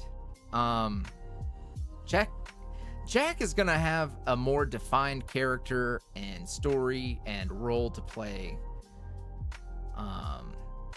So I'm excited for Jack to finally happen, whenever that happens. It shouldn't be... I feel like it would be really easy to write his stuff, but I have this guilt because I have so much other shit that needs to get written. So, yeah.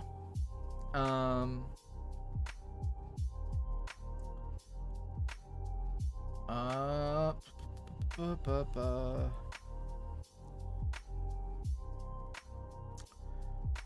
Jamie asks, are you comfortable with people giving the boys specific headcanons? Yeah, I don't mind.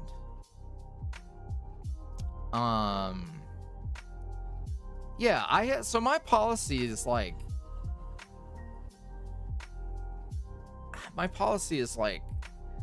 people are welcome to play with my characters, you know? I respect people who want to ask about my comfort, because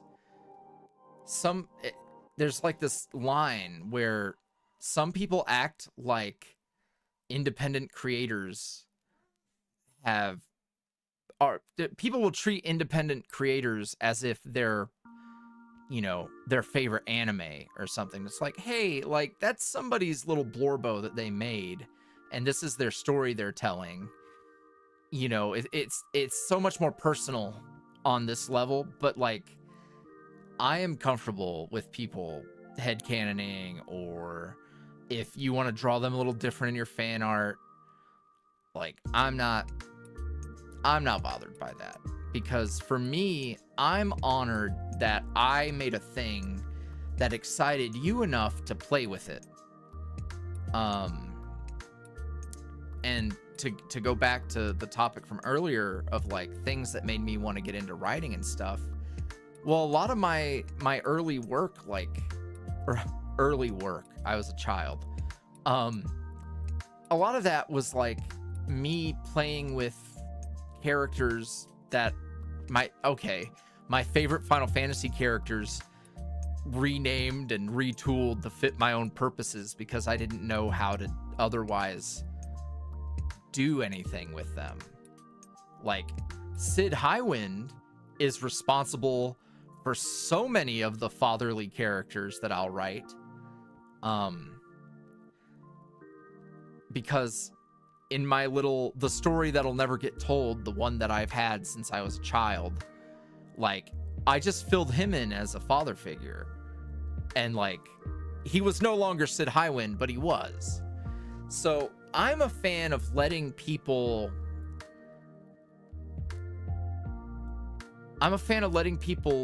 do creative things with my stuff, so long as they're respectful, you know? Like, I'm not here to look over your shoulder and tell you, oh man, I don't like that. That makes me uncomfortable. Or that's not right. That's a mischaracterization or whatever. Like, hey, Reggie, thank you. Yeah. So, yeah. So that's kind of my take. Everybody's different, and I appreciate when people ask me, just because, like, I feel like a lot of people probably wouldn't even care to ask or care if I cared. So I appreciate being asked, but in general, like, it doesn't bother me at all.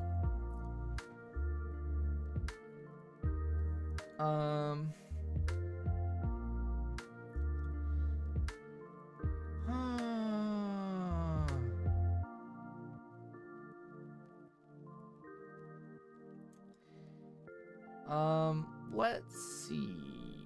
Where was I at? Mimi asked, if you could go anywhere in Asia, where would you go? I mean, I'm a weeb. Like, I've been wanting to take a trip to Japan for so long. Scarlet Torchic was gifted a membership by your boy Bex. Welcome to Dreamer, Scarlet. Miji, why are you licking the desk? You're a little freak. That's my little freak. That's my little freak. The cats are being pretty good, but they're also being strange. Mochi is shockingly the only one that's really good right now. He's just laying. She took your spot, Cootie. I'm sorry.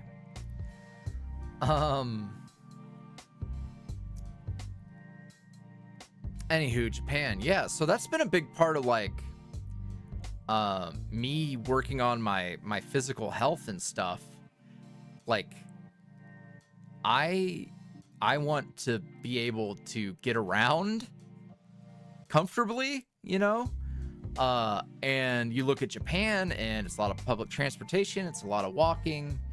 I want to be able to do that. I want to have a good time. I don't want to go and be like, wow, I just spent thousands of dollars to not get the most out of this experience because I've taken bad care of my body.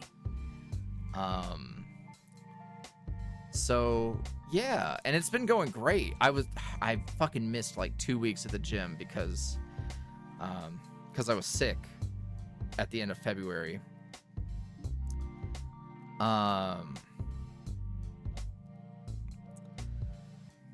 But like in general, like I'll put it to you this way. Like I don't think anyone likes standing in line, but for me in particular, like my knees, my feet really are fucked. My knees have been bad since before I was even big. So like just standing in a line, horrible time.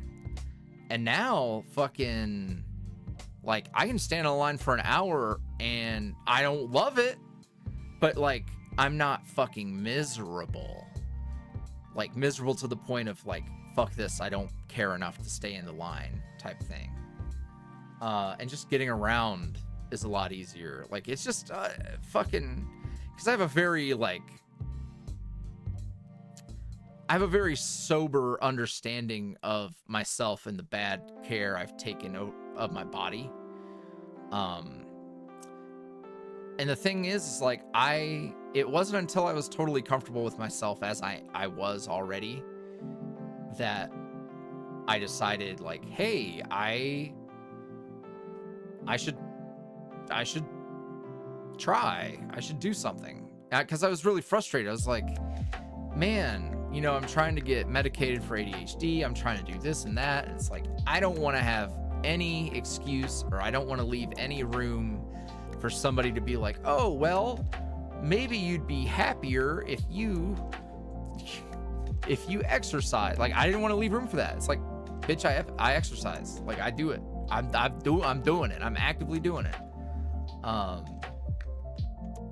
And yeah, it's been going good. Minus the 2 week off. I also ate like shit because I felt so bad. I didn't want to cook. Can y'all not fight on the desk? Go on.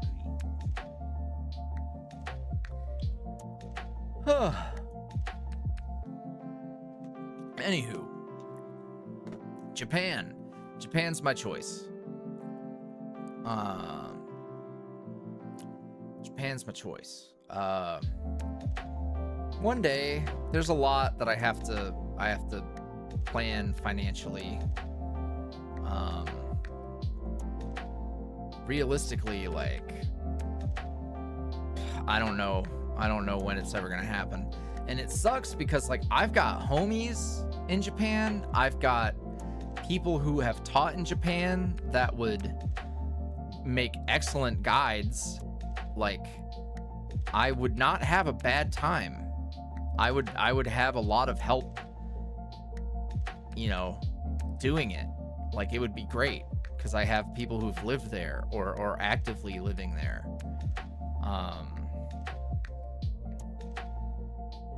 Yeah, so, and I'm another thing about like big trips is I'm so particular about like planning and sticking to this. Like, I'm the mom that has like meticulously planned everything we're doing and has really invested plans in like doing the thing, and it all needs to happen. And then if something like falls through or something fucks up, then I get really frustrated. So it's like, I know I'm not going to be easy to be with. But since I've been taking better care of myself, I feel less of that need to control that sort of thing. So anywho, Japan. I would like to do Japan.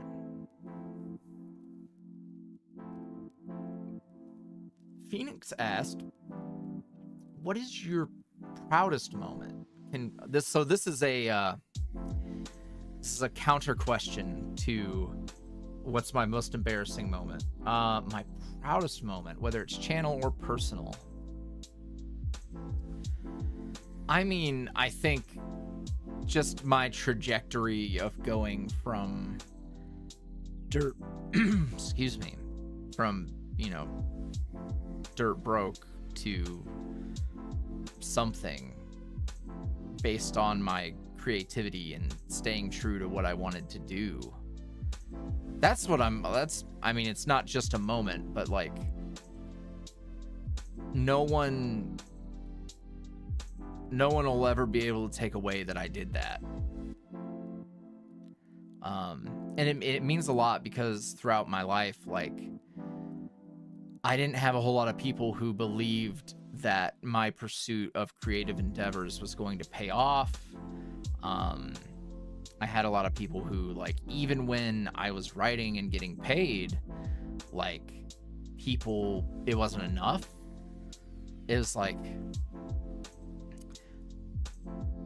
I think the best way to put it into perspective is like, there were people who should have been supporting me emotionally who when I based on my merit as a writer got the exact job that I would have gotten fresh out of college, they didn't really give a shit. Like, I managed to not go to college. I had to drop out of college because my social anxiety was so bad. And I fucking pulled it off anyways. And, like, they were like, oh, well, that's all you're getting paid? So, I'm proud because, yeah, I'm getting paid, bitch. Like, getting paid by Kushina, apparently, with a $5 super chat saying, I can't sleep. YuuriVoice, what helps you sleep? We need more sleep aid audios. They're coming. They're coming. Not immediately in time for you to help you tonight, but they'll be there. I don't know. I'm a bad person to ask because I've been having a hard time getting to sleep. I've been listening to the Dune audiobook. Yeah, I don't know.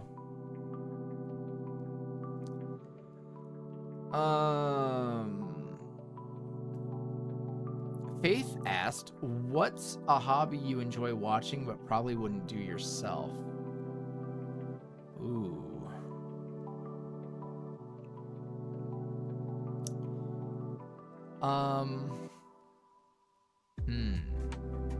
Hobby.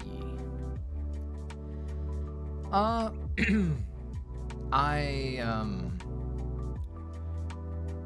lot of my van life. Oh shit, Thea, you're so right. There was a time where I was going to get a custom van, and then like I decided that was a really stupid idea.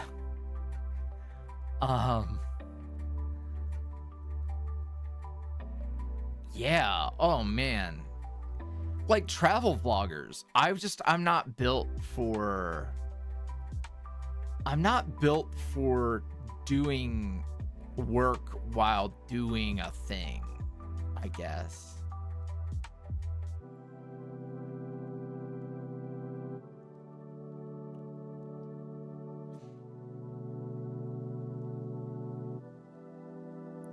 Yeah.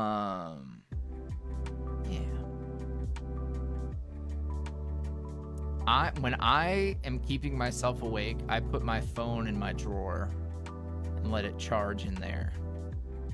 That's my suggestion.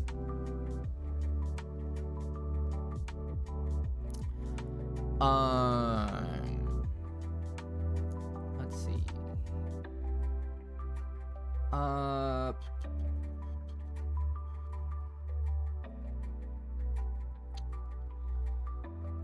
Tommy asked, who's your favorite boy to voice? Which is good question. It's probably the most frequent question, actually. I mean, I enjoy all the boys. Like, I wouldn't be voicing them if I was like, oh, I dislike this.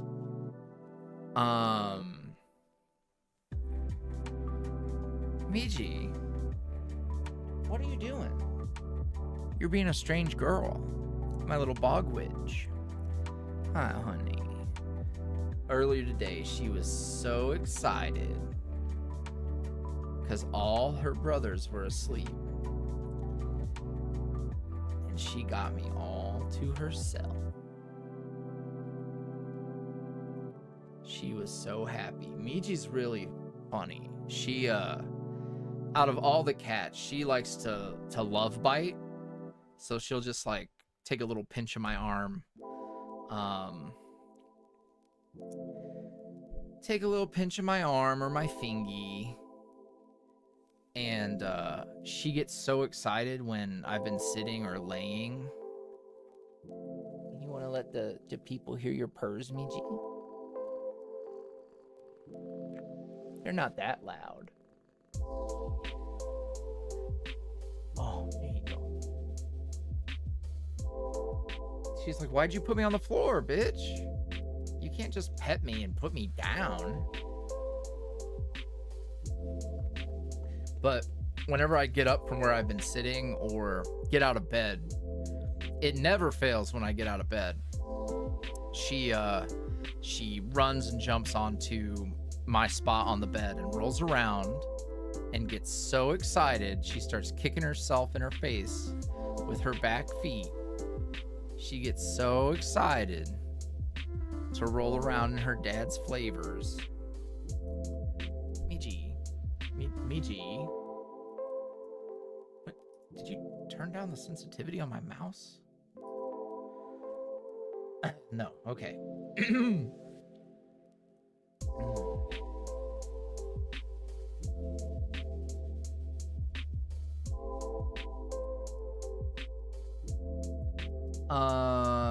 Let's see.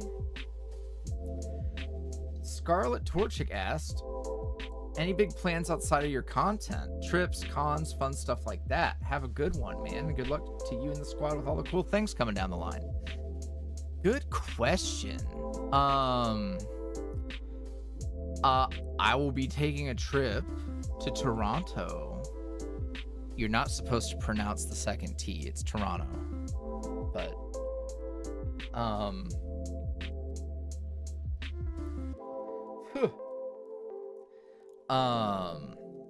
that's coming up in July.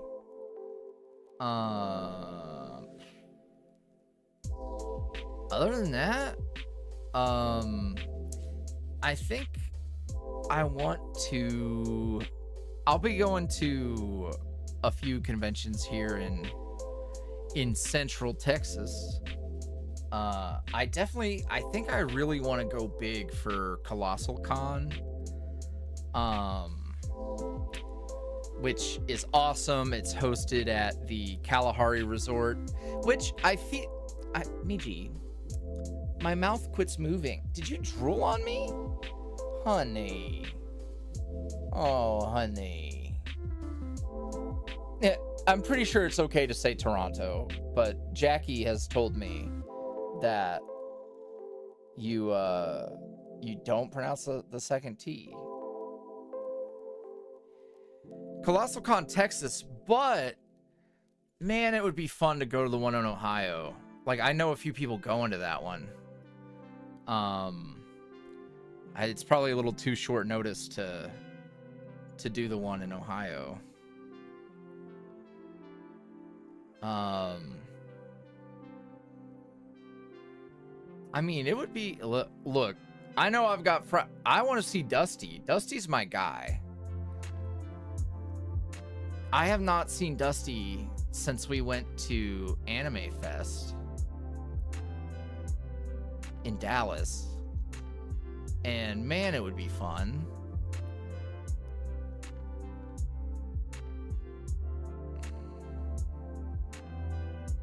Dusty, come to Texas. We sponsor, yes. Oh, come to fuck Texas then. Hell yeah. It's so I am conflicted about the Kalahari Resort because I'm just gonna say it. It is a resort that has a lot of like African culture and items and shit, and it's owned by a couple of whites, and the only thing that I see about them doing anything for anyone in Africa is like, oh, we donated $1 million for water or some shit.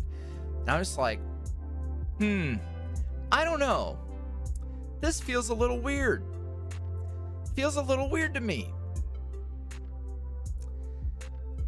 Feels a little fucking weird. And like, you know the way that like Animal Kingdom and Disney kind of gets away with, it's like, it's just the Animal Kingdom, right? And sure, it features a lot of things from a lot of places.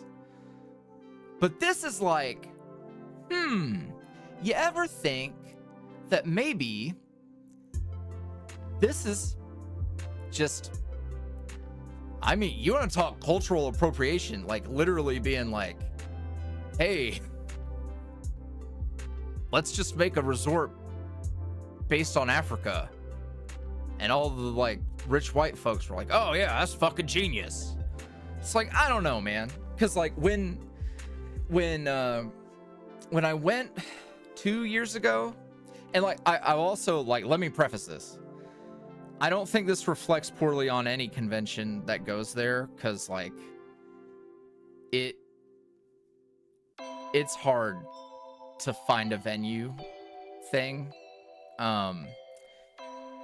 So I don't blame them, because running cons is hard and getting a place to host it is hard. Kalahari bad, but Colossal Con good. Yeah, that's how I feel. No, I had a moment pretty early on, actually. Pretty early on.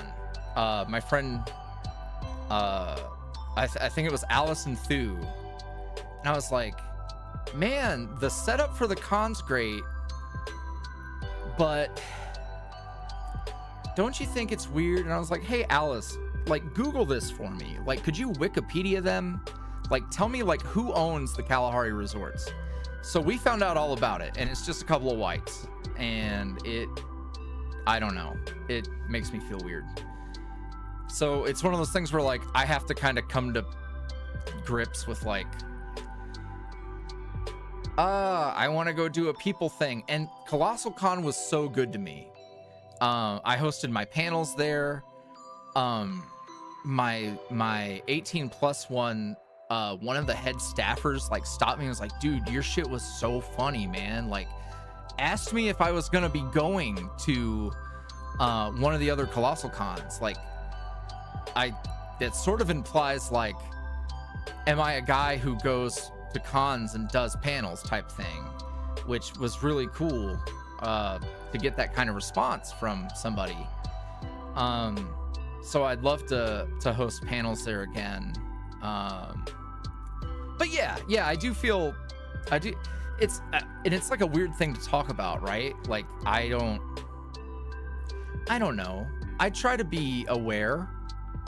I'm not perfect by any means, and I'm not I'm not here to wag my finger at people who want to go fucking swim at a nice resort and have a good time. Their pizza's really good.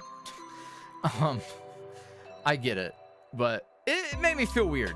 Made me feel weird, especially here in Texas, where like the demographic is what it is, and I'm like, I put myself into other people's shoes, because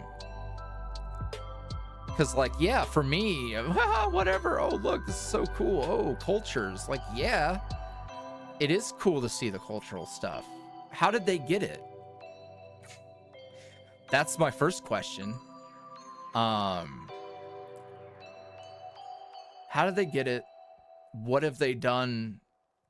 Has any of this money they made gone back? You know, I don't know. That sort of thing. I don't talk about that stuff a whole lot, but it makes me think of that sort of thing. Anywho, convention good. But you know, it is one of those things like, would I be comfortable being like, hey friend, wanna come to this place? Me being a white. You know, it just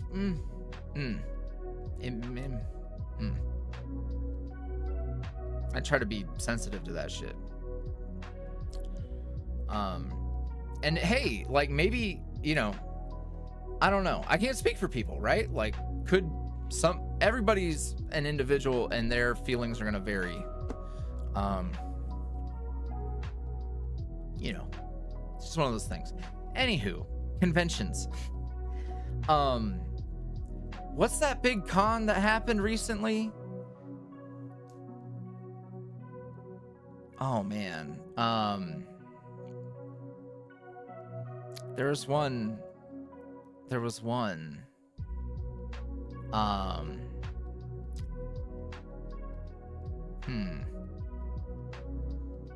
Anywho, there's a big convention that happens early in the year that I think I might try to go to next year. KatsuCon. Dusty, I knew you'd pull through. I think I would like to go to KatsuCon. Like, I think I'd like to make it a thing.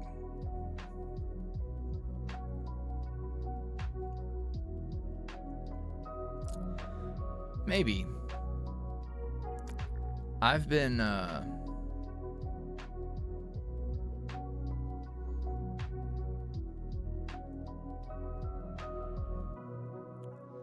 yeah, so for those of you who don't know, I flew for the first time in several years. So now I'm like, oh man, I could like, ooh, ASEN. Oh shit, Dusty, congrats. Yeah, I think the likelihood of me going places has risen. It has risen. Yeah.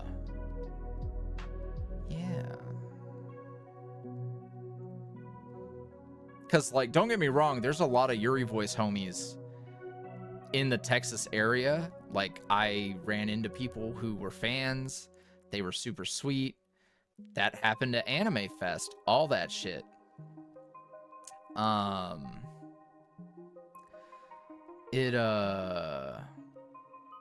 It's cool, but, like, you know, I could go to other places too. Spread the love a little bit. Bonus points of panels, like the panels from, so my most recent ones, what was the Colossal Con panels, and it went so well. And like, now that I'm fucking medicated and doing even better, and like my confidence is so much higher than it was. Like, I feel like it'd be a good time. Anywho, yeah, I would like to go to conventions. Like, I'm not a big enough boy I'm not a big enough boy to get like guest invites to places. I tried there is a 18 plus convention happening in Dallas, and I forget the name of it all the time. I made a pitch to guest there.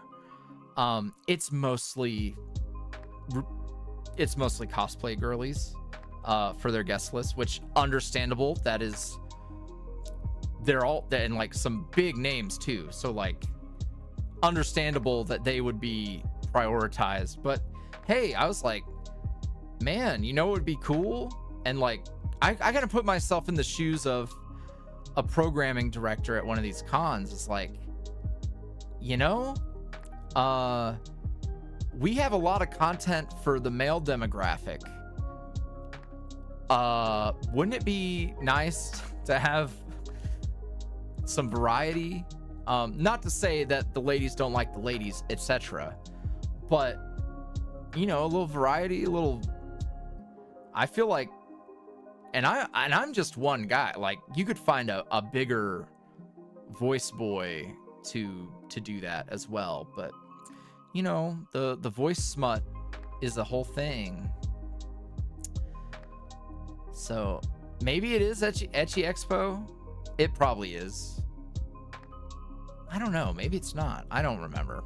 Anywho, I tried, and then I missed the deadline to submit panels, but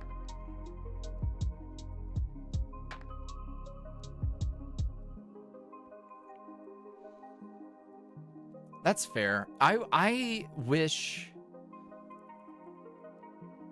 I would have recorded my panels from Colossal Con, because I feel like I kind of crushed.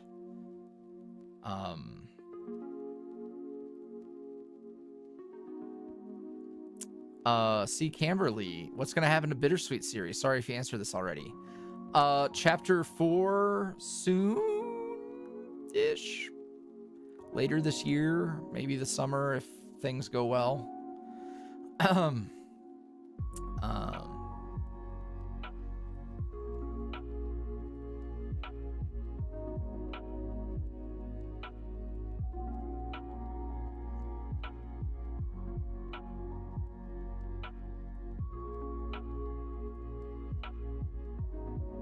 Will the stream be ending soon? Yeah, probably. I'm pretty locked in though. We're almost done with questions.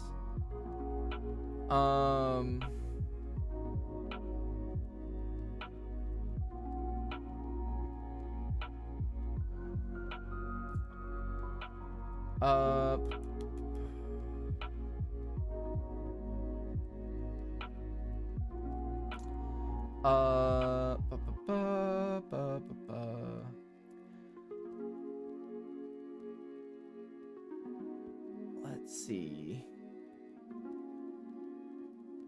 Would you ever do a tarot card reading audio with Finn?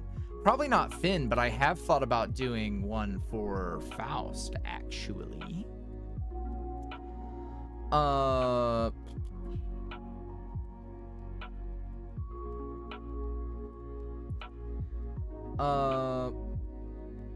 Oh, Ethan asked, how did you find other people to roleplay with back when you started? So, when I started has two answers, really. So, when I was a baby, and I'm talking single-digit age, I was like 8 or 9 on dial-up internet figuring out what... You know how I did it? There was a Harvest Moon guide website that also had a roleplay forum. So I think that's how I found the roleplay forum. And man, forums were so great. Forums were awesome. Like, yeah, they're ass ugly when you think about it now, but forums were great. And I just started. I absolutely shouldn't have, but listen, I was a bad young internet user, because like the internet was so fresh and new. Like, parents didn't know the kind of shit you could get up to. Like, they were clueless. So I'll never forget, and I think I told this story recently, but I'll say it again. I had one roleplay partner who we were pretty consistent, and I didn't know anything about her really. Like, we didn't talk out of character a ton, but she was like, yeah, I'm excited. I'm gonna go see Linkin Park this weekend. Or I'm going to go to Linkin Park. No, go to Linkin Park this weekend. And I was like, I think you spelled Lincoln wrong. Holy shit. Holy shit. Oh, man. Negative Riz. Not that I was trying to riz up a stranger on the internet. But,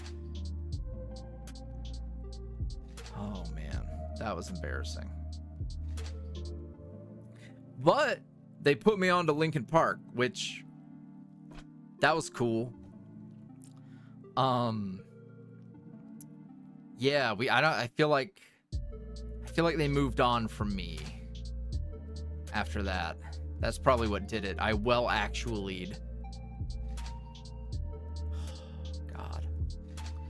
The second time around was actually, for those of you who don't know, a million years ago, I was in a long-term relationship. Yeah, I was 20. It was my high school situation. We were like young adults. We had played through Crisis Core and were really loving fucking Zach and Aerith. So we started role-playing, and then there was a fucking website that used the like MySpace framework, I think it was. And yeah, we were on there. Yeah, what a fucking time. Anywho, I don't know how you do it these days. It also used to be big on Tumblr. I don't know where the people are role playing these days. Probably Discord servers. The amount of craziness you could do with Discord, it's probably dope. It's probably awesome, actually.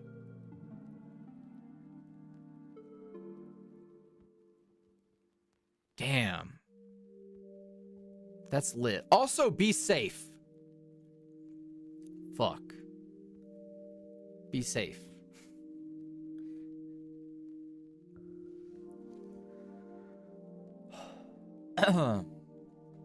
The only official Discord is reward for $5 up patrons.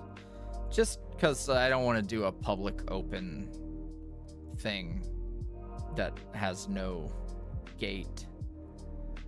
Yeah, I don't know. I was a bad kid on the internet. It kind of brings up, like,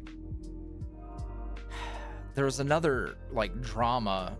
I don't like calling shit drama on the internet. There was a thing that happened on the internet with Baldur's Gate again, where a voice actor had retweeted some risque artwork of his character, and people were like screaming like, think of the children. And it was, anywho, it just made me think of how, like, when I was a kid, I didn't fucking shout that I was a baby. Just thinking about, like, minors entering in fucking spaces. Welcome to Dreamer, Seth X Sugar. And his response to it was excellent, because he had like a funny dismissive one, and then he explained himself like the next day in a very eloquent, well thought way. And yeah, no, children shouldn't be playing Baldur's Gate. Also, like, I don't know, there's a lot of things they shouldn't be fucking doing, and if you're doing it, you shouldn't fucking announce yourself. You shouldn't. Like, yes, put up the guardrails, and then that, like, people acting like there's some sort of massive burden of responsibility on an actor sharing risque art of his character on Twitter. Like, guys, holy shit, that's not a big deal.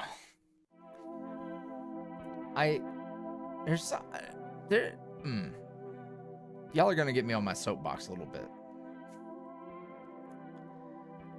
There's like, I think in general, because, and I don't even go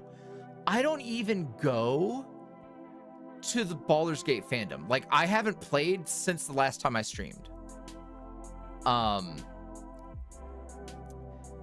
don't even go. I'm not in there like that, but because the fandom's so big and there's a lot of overlap, I do see stuff. And I love how, in general, the cast has carried themselves and interacted with the community and handled people who weren't great. If you know, you know. I don't know a whole lot about what even happened there, but I know recently they had a whole other thing happen. And I think they've done a great job handling all that attention and how to have a healthy community. But then you get, like, I don't know, there's this subsect of radicalized puritanical weirdos, and they're usually like young, in their teens or a young adult, who try to I don't know who are they actually. What are you trying to accomplish by getting mad at this guy for retweeting a thing with a quip? It's like, yeah, it's a game where his dong is out, bro. Like, I don't know. And I do know how we got here. Like, progressively over the past 5 years or so, basically, like, since I became a content creator, there's been I don't know, there's like a, like,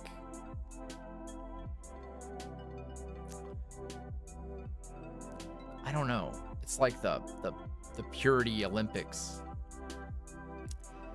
I've talked with friends about it, where it's like, I think what folks are actually trying to do is, like, they see how people are treated if not saint. So I need to make sure all the people that like me will always like me, and I have to be the most pure, and I have to be the most right. And if I can't be wrong, I have to have the right, you know. And, like, this isn't code for, like, I'm trying to be careful with my language, because there's, like, shitty assholes on the internet who will be like, oh yeah, they're just virtue signaling, I'm not talking about that. And that's not the argument I'm trying to make. I'm talking about people who are like regressing in terms of maturity and what they can see on the internet, without acting like this guy is in the wrong for fucking posting cool fan art of his character being sexy. Like, yeah, man, you should. I don't know.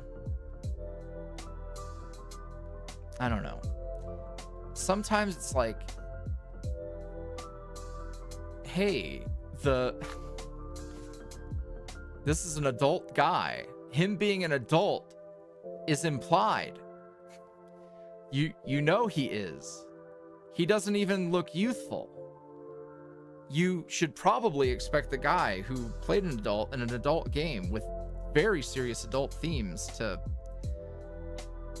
be posting, you know, I don't know. Hey, what are you doing? Come here. You stink. You smell like beef.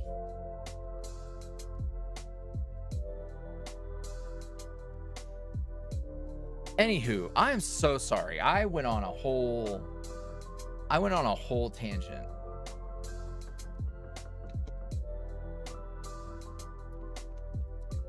Teddy out there, ride or die for me. Thank you, I guess.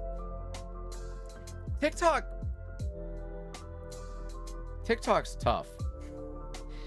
I wanted to try and grow on TikTok, but I don't know. Sometimes the vibes are weird.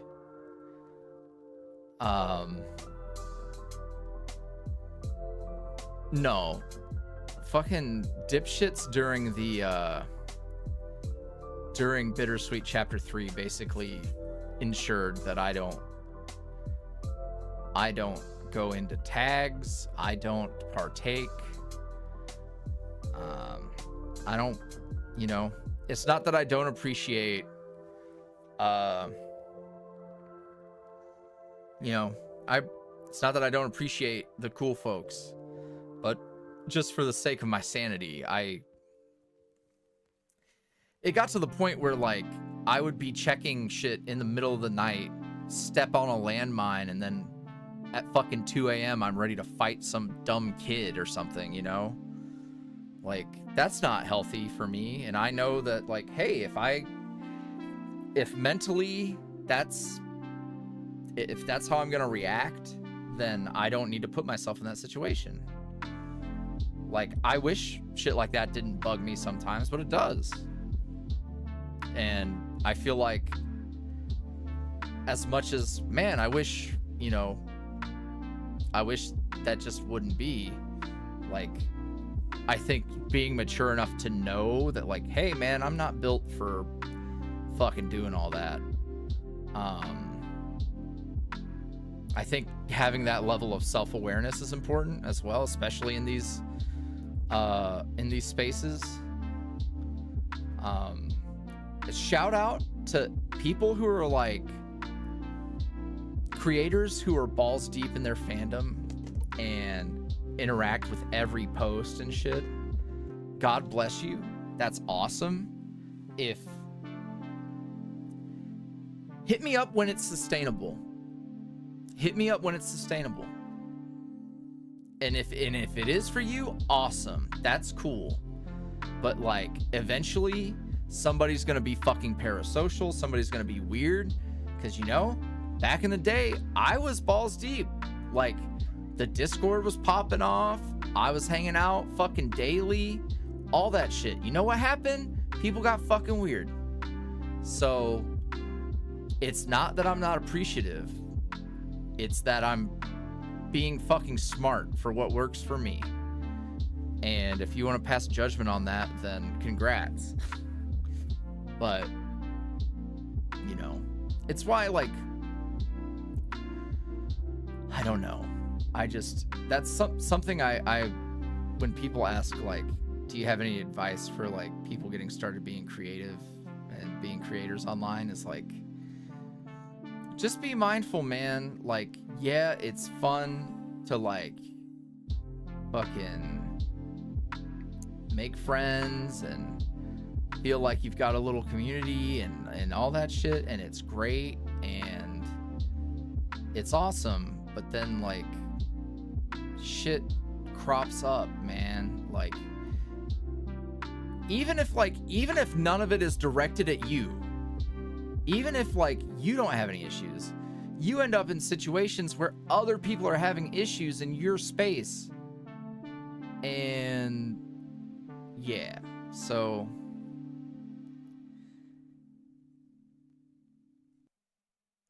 what a way to get this. All right. Hello, person on your mom's account. Way to get banned.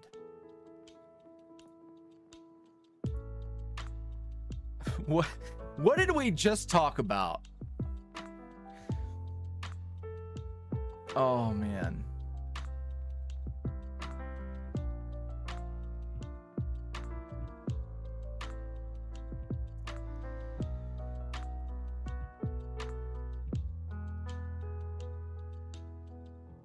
Fucking preach, Thea.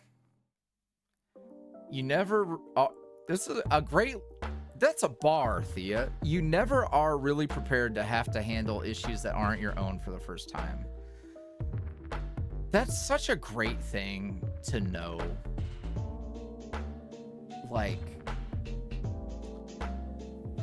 Thea and the mods and people who know. But like, we've had some situations, right? We've had some situations that were like nuclear levels of shit hitting the fan. And like, that doesn't come with a guidebook. You can watch how other people have handled things, and you never know until you're in it. And I'm proud to say that anytime there has been oh shit, Seth X Sugar with their 10th super chat. Stay frosty, YuuriVoice. Have a wonderful night. I'll watch your 6 if you watch mine, soldier. Remember that time I did a fucking Call of Duty voice and I said like one line and it sounded half decent? I can't remember the voice anymore.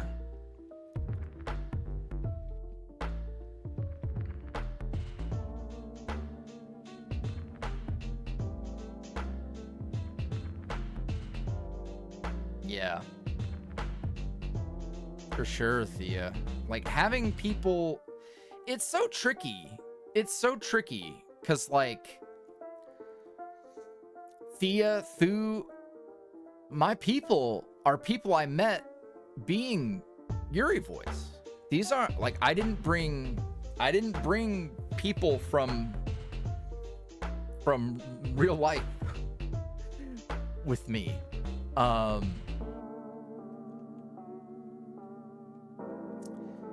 And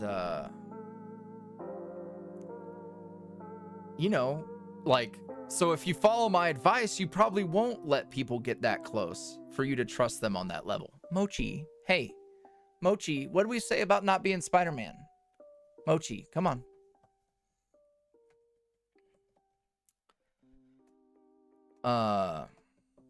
Hey, quit that.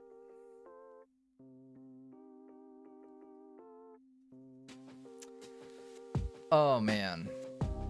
But yeah, fucking, I don't know. I've been very blessed to meet the homies that I've met and build the team that we've built. We're tight, man. Like, these are my homies. This is, you know, we've been through some shit, so it's been and it is so good to have people to like bounce your stuff off of,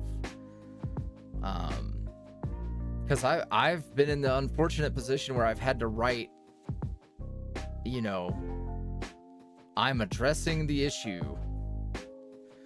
Thankfully it wasn't related to me, but like it get, you know, somebody shits on the fucking kitchen table, you gotta, you know, let people know, hey, we're disinfecting. I apologize for the inconvenience. I did not know that this person was prone to shitting on the kitchen table. Funny thing about those kitchen table shitters, they never let you know they're gonna drop a big old hot dump on the kitchen table. And then they do.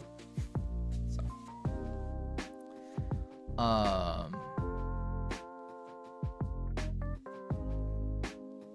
thanks for stopping in, Reggie.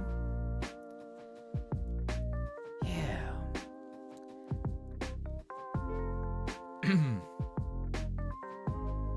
Goddamn kitchen table shitters.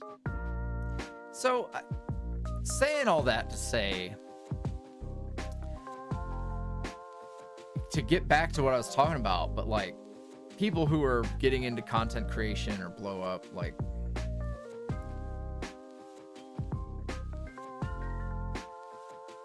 I want to give some real examples, but I don't not about the people, but about like how things can go sideways.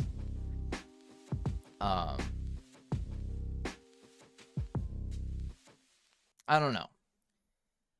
It's just I'm concerned when I see, especially if they blow up quick. And you see this like, fuck, dude. If you're a VTuber watcher, VTuber enjoyer, you know how like giving these young dipshit boys a platform is a mistake, is what it is. It's especially bad in the VTuber community, which is why like when Shady Bones becomes a thing, like I'm not going into it like, oh, I'm gonna be a VTuber. It's like, no, I'm using this technology for a presentation type like it's just the way that it's the vehicle of what I'm doing. I don't want to be a VTuber, you know what I'm saying? Because like I see how it happens. Like I see exactly how it happens. These people are wanting to like, oh, I'm gonna try to collab with anyone and everyone, and you get it's the fucking, oh, I'm a nice guy, and then it turns out he's a fucking ridiculous idiot who's horny and only befriends women to fucking hound them for smut. If you've kept up with recent VTuber drama, you know what I'm talking about. But that guy was fucking... That was ridiculous. That was ridiculous.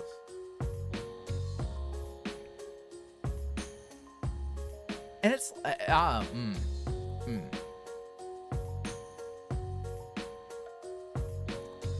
I don't know.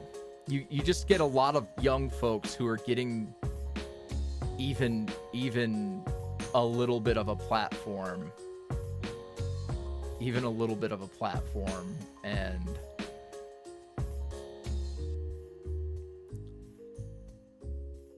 I just, if you, it's ridiculous. I don't even know. I literally do not watch any VTubers. There's VTubers I'm aware of, but I do not regularly tune into anybody. And I still catch wind of ridiculous shenanigans. Fucking table shitters.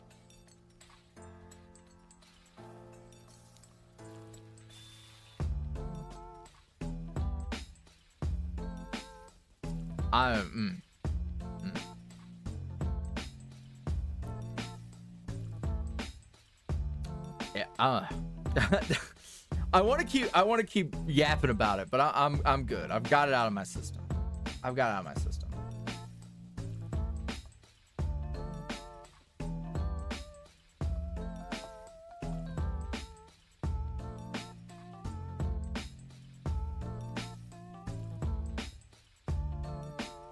Man.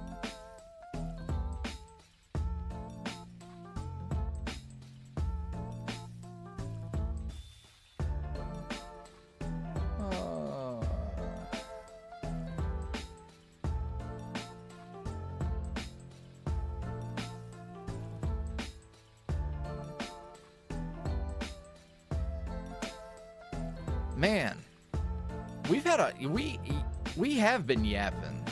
I am actually a professional yapper. I'm actually a professional yapper. Oh man. Oh, Mochi, what'd I say? What'd I say about not being Spider-Man? No Spider-Man.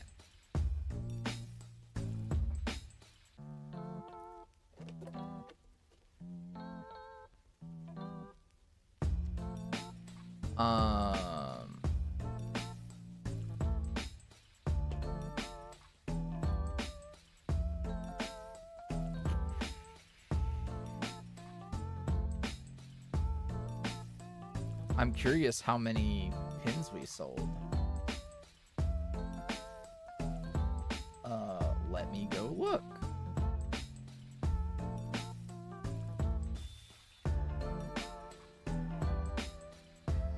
Hell yeah.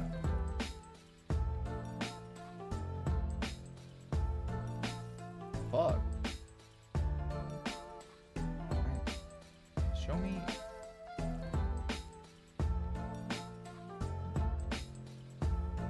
That seems wrong.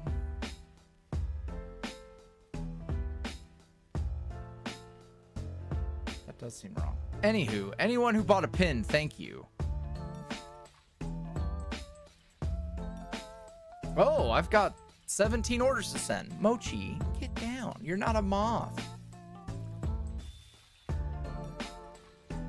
I wonder, Yuri, have you ever had that funny moment of realization? Yeah. I hate that. You ever have a thought? God, that's the worst. Oh, man. The pins are up indefinitely. They are not a limited time item.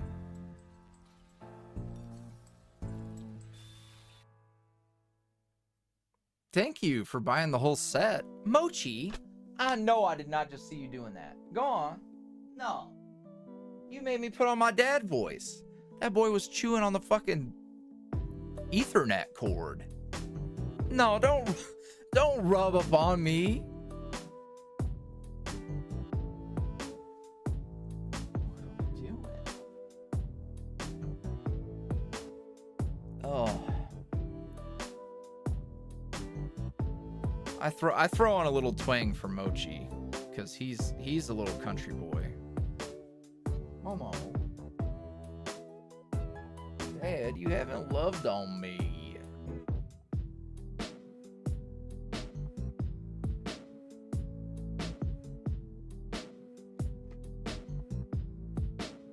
He is not innocent. I saw him with his teeth in the cord. Oh, Sethek Sugar with the $5 super chat says, I'm nervous. I bought an apartment. I'm happy and nervous. That's exciting. That's very exciting.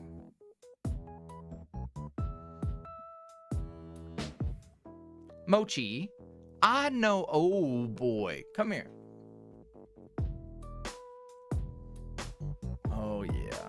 Honestly, the cats did a good job tonight. Oh, oh, Momo. I know you're. What? Don't attack me, you little dick. What are you doing? The cats have been really good, all things considered. Normally, throughout the first hour and the first 2 hours, they're like very, Dad, what are you doing? Play with us. Why aren't you looking at us? Oh my God, let me stand in front of the fucking camera. Mochi is under the desk, rolling around. attacking my feet. I'm the one who's normally safe from having his feet attacked.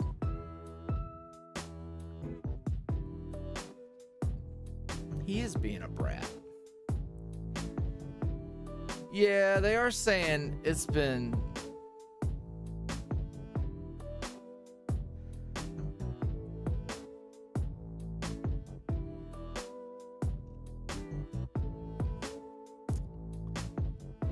Milky Way says, Yuri, I was watching that one live about how you felt, about the time you felt pretty for the first time with the hair, and I literally paused the live and cried. I don't remember which one we're talking about, but that sounds like something I've said. That sounds about right.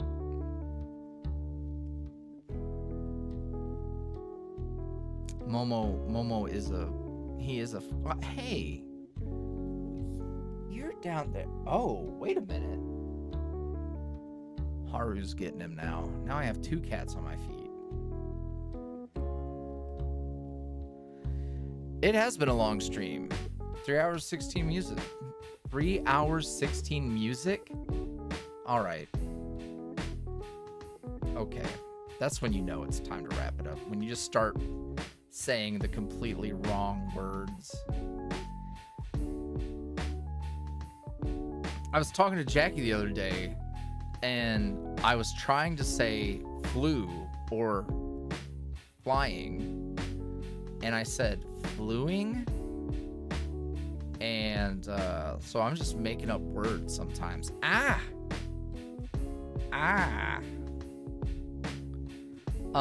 Mace Light asks, are you going to do a watch along of the last episode of Bittersweet?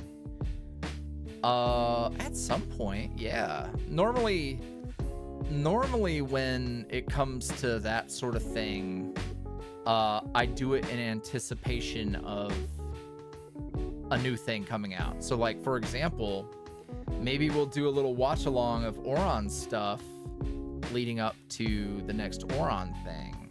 That could be fun. That could be a lot of fun. I feel like Oron needs to get a big compilation video. That Finn video, I wonder how many, hold on, I'm gonna go check something.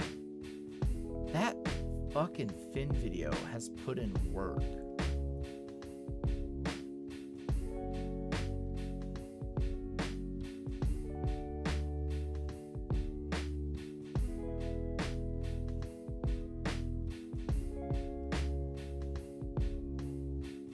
Oh shit. Yo, when did we do that?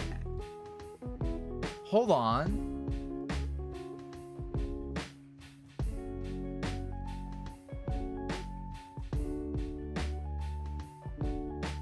Show me.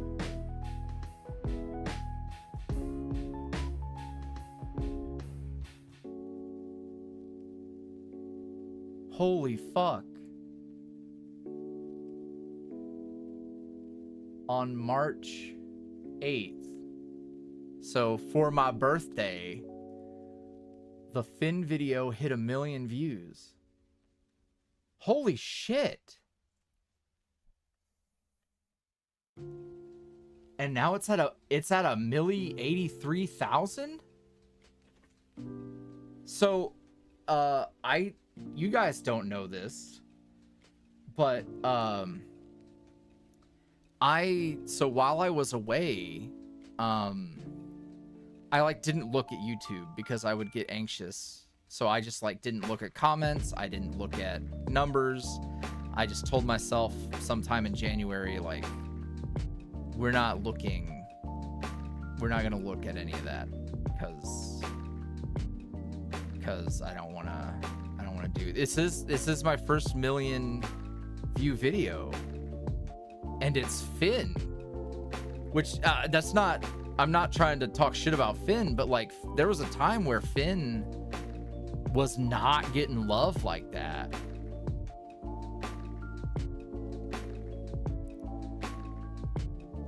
My first video with 1 million views.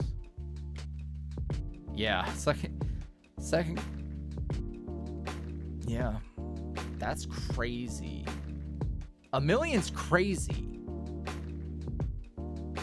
That's actually insane.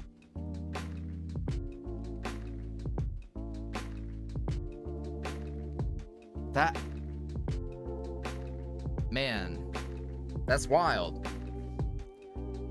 And it's literally just an old it's like, it's just a playlist put in a video.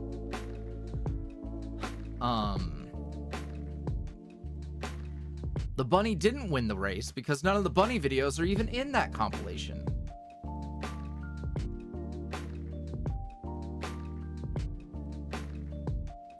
That's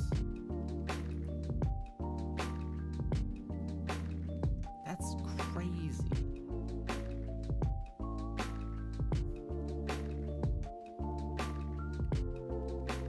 Wow. I'm really shook. Yeah, let me, I want to see. Filter, show me. How do we... Hello, views? Can I sort by views, bro? I literally can't sort by views? Oh. Oh, yeah, I can. I'm stupid. Okay. That's crazy. Big Reds at fucking... Whoa! Holy shit. Big Reds at fucking 585K.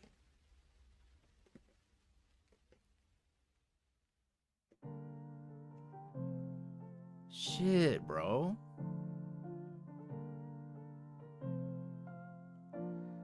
Yo, a milli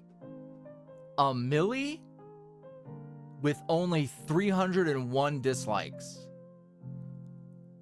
A 96.9, nice, 96.9 like ratio percentage. Shit, bro.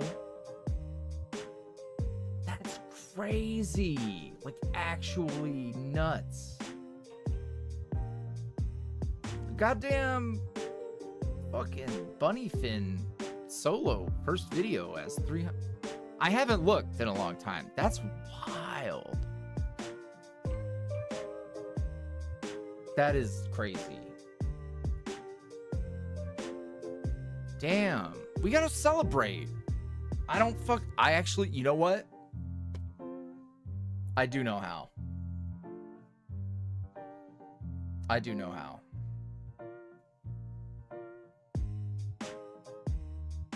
I sure do.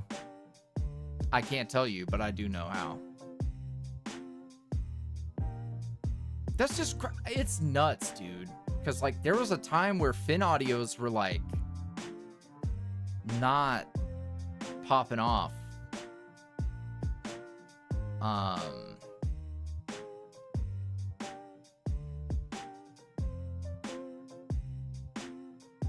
Dang. Hold on, wait, what? So, like, I've really tried to not pay attention to numbers. The Fin compilation in the past 48 hours has 13K views. What the fuck? No, I don't think nobody reacted to him or anything, because, like, there would be comments or something. Dang, dude. That's crazy. It hasn't translated to getting a lot of subs, though.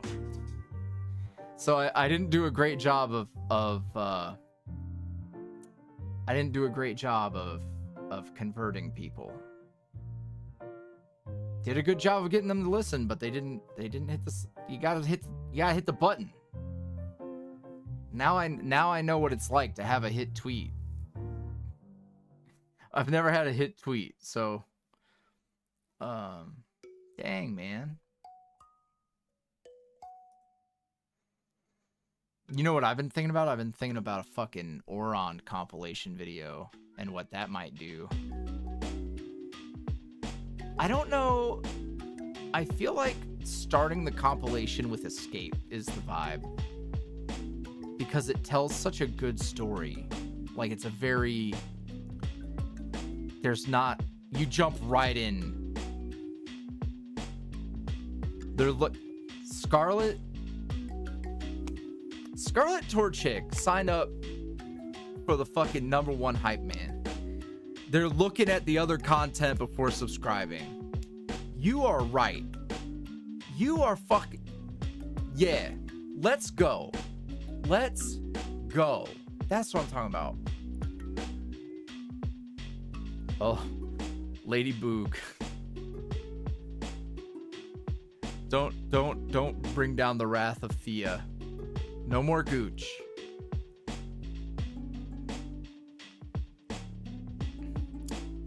Yeah. Yeah, I think that's a good idea. Goody. Hey. These cats going crazy. Wow, man. That's so cool. I had no idea. Show me. Oh, that's pretty steady, huh?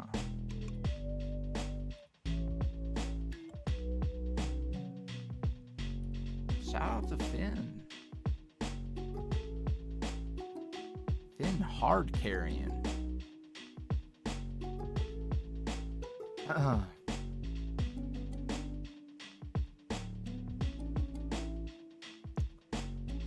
Yeah, what would I do? I wonder, like,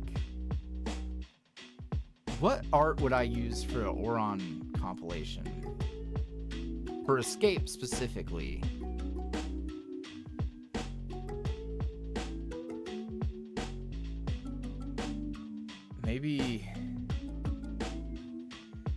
Maybe at the club, like when they get to...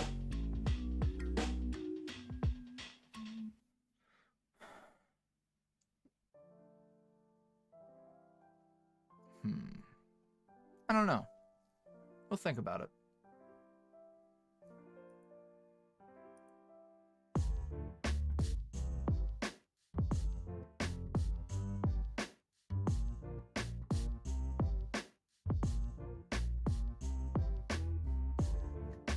Oh, I want the art to be something that happens in the Escape series specifically. So from the point where he picks them up and they fool around in the back of the car, and then they go to that club and they do some public shenanigans, and then they go to his place, and then there's the shower. Like, I feel like that video specifically, because here's how I cracked the code. What made the Finn compilation pop off like that is that there's a very distinct story that gets told right away. So you follow from beat to beat to beat, and it keeps people watching for an extended period of time.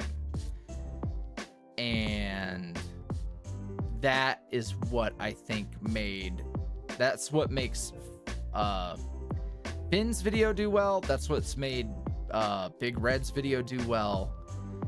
So I think that would really work for Oron. So that, and then naming the video well, is such a big... And like, look, I don't love the names of the videos, right? But,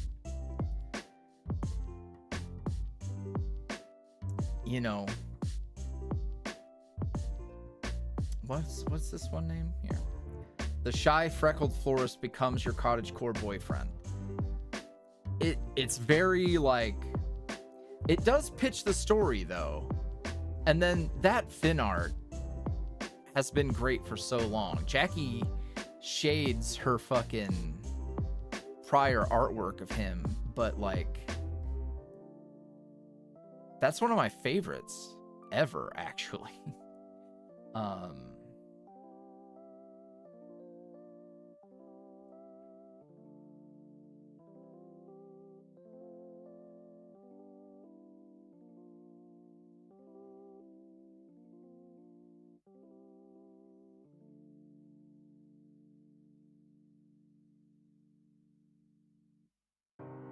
Oh, it is.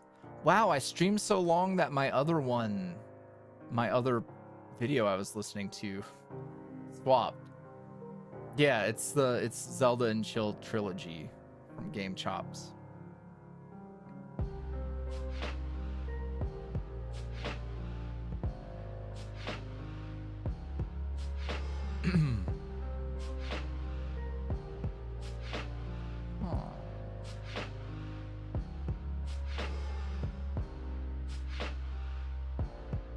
Charlie's vid didn't quite do what I wanted it to do.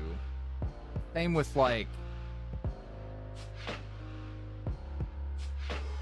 I feel like maybe just changing the title a little bit might fix, like the camping trip confession with Seth is a compilation, 41 minutes, but it didn't pop off. Hey, no, please. That boy just opened the closet and walked in there. I can't believe it.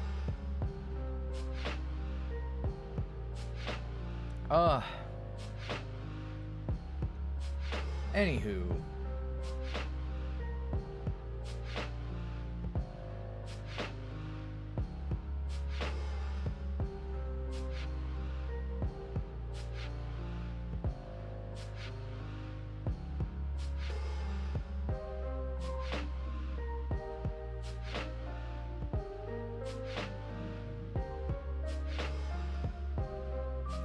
Yeah, I don't know.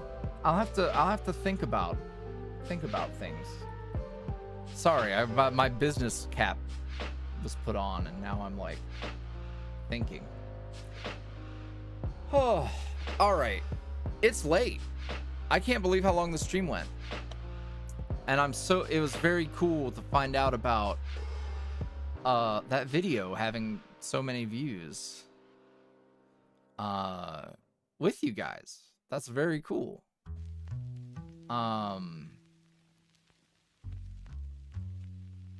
Yeah. Thank you all. There will be more streams soon. And when the thing I'm gonna do for Stardew Valley happens, there will be some regular live streams of that.